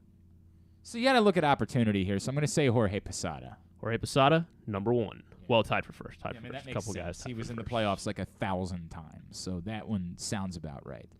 And again, you also have to keep in mind there were far more playoff games in modern history than there were before. Jason Varitek? Another excellent guess. He is also tied for first with 11 home runs, but Posada and Varitek both have 11. Again, you got it. I'm basing this off of opportunity. Javi Lopez. Javi Lopez tied for 4th technically. How many of these guys am I trying to get? 5. So I already 5 more, or they're 5 total. So I've already 5 got ahead 3 of them. Yes. So I need 2 more. Now, here's where I'm going to just say Piazza. He didn't have quite as many opportunities, but... Piazza is not on there. He only had 6. Bum. Guy sucks. Pudge, not... He had some big ones. Not on here. Where? Let me see if I can find him. It's a little surprising. Less than 5. Okay. Wow, less than 5. That's a... I mean, again, the opportunity thing is... Yeah. How about... Oh, God. I went with the 3 teams. Yachty. Yachty has 4. Bum. That guy sucks. Hall of Fame, sure. Hall of Fame of losers. Buster Posey. Buster Posey only has 5. The other 2 guys that you're looking for are a bit older. So you would think that they... Carlton Fisk. Not Carlton Fisk. Gary Carter. Not Gary Carter. It's 12:27. How much time should we be putting into this? All right, so we got a Yankees player and a Reds player. Thurman Munson. Not Thurman Munson. Just tell me. Good Jim for his quotes. Very quotable. Oh, Yogi Berra. Yogi Berra has... You didn't tell me it was that far back. I mean, that's really far back. Yeah, well, which is why his is so impressive because of the opportunity. Yeah. Well, I mean, they were very good at that point, so it's not that surprising. And then the other you said was a Reds player, Johnny Bench. Johnny Bench has 10. So and then now in 10 years, when I ask you this question, who's going to be number 1? Oh, it'd definitely be Adley Rutschman. Exactly, of course, that's the way it'll go, no doubt. All right, Tidbit was also... Tubular is brought to you by the all-new Ginsu Kamado Grill. which is amazing. My God, what a cool... If you've not seen it in action yet, you need to get through the Game Day Firehouse before a Ravens home game this season, 1202 Ridgely Street at the Firefighters Union Hall to check it out. You can try some great food off the Ginsu Kamado Grill. Enter to win your own Ginsu Kamado ceramic grill and $500 worth of grilling meats. Also, use the code TAILGATE at ginsugrills.com and you'll get $100 off when you pre-order your own Ginsu Kamado grill. Insane weekend. Lots going on. Maryland 5-Star we've been talking about a lot. It's on TV, if you can't make it out, on MPT at 2 o'clock today, tomorrow, and Sunday. Also, the Baltimore Running Festival is tomorrow morning. The Baltimore Marathon will be covered by WBAL locally if you want to check that out, 8:30 a.m. for that. Tonight, Maryland soccer, 5 o'clock against Wisconsin on ESPNU. Navy football tonight at SMU, 7:30 on ESPN. Johns Hopkins is at home tonight at 7 o'clock against Muhlenberg as well. Baseball today coming up at 1. Game 2 between the Guardians and Yankees, Shane Bieber and Nestor Cortez on TBS. At 4:30, Game 3 between the Braves and Phillies on Fox Sports 1. The Braves announced a pitcher today. I think they did. It should be. I would think it's Strider, right? I thought I saw he was pitching the next game. Okay. I thought it was somebody else then. I think it's Strider. At least according to the MLB app, it is Strider. If it's Strider, then that's the answer. All right, Spencer Strider goes fresh off getting, what did he get, $75 million? Something like that. Yeah. He will pitch today for the Braves. Morton tomorrow. Charlie Morton. Charlie Morton. All right. He goes against Aaron Nola at 4:30, and then tonight, Game 3 between the Dodgers and Padres, Tony Gonsolin and Blake Snell. Tomorrow, Maryland, Indiana, 3:30 on ESPN2. Towson's at home at 4 against William and Mary on Flow Sports. Stevenson's on the road at Lycoming. UMBC Soccer on the road tomorrow at Bryant at 11 a.m. Loyola Soccer's at home at 1 against Boston University on ESPN+. The big games tomorrow, Penn State, Michigan at noon on Fox, Alabama, Tennessee at 3:30 on CBS, Oklahoma State, TCU at 3:30 on ABC. Of course, pay-per-view tomorrow night for Deontay Wilder and Robert Helenius. Go to the FanDuel Sportsbook at Live Casino and Hotel in order to watch it. All of the playoff series in action tomorrow. Of course, National League on Fox Sports 1, Braves-Phillies, Game 4 at 2. Dodgers-Padres, Game 4 at 9:30. TBS tomorrow, Game 3 between the Astros and Mariners at 4, and then at 7:30 for the Yankees and Guardians. On Sunday, Ravens-Giants at 1 on CBS, then Bills-Chiefs, the big one at 4:25. Fox's local game is Panthers-Rams. Yay, at 4 o'clock. I don't know what that decision's all about. Sunday Night Football, Cowboys-Eagles, 8:20 on NBC. They want us to see future Raven DJ Moore. Maybe that's what it is. Do a little scouting. That could be the answer.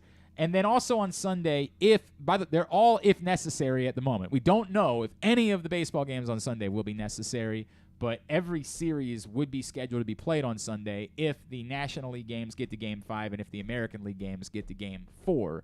They would all be played on Sunday on Fox Sports 1 and TBS again. Non-sports highlights?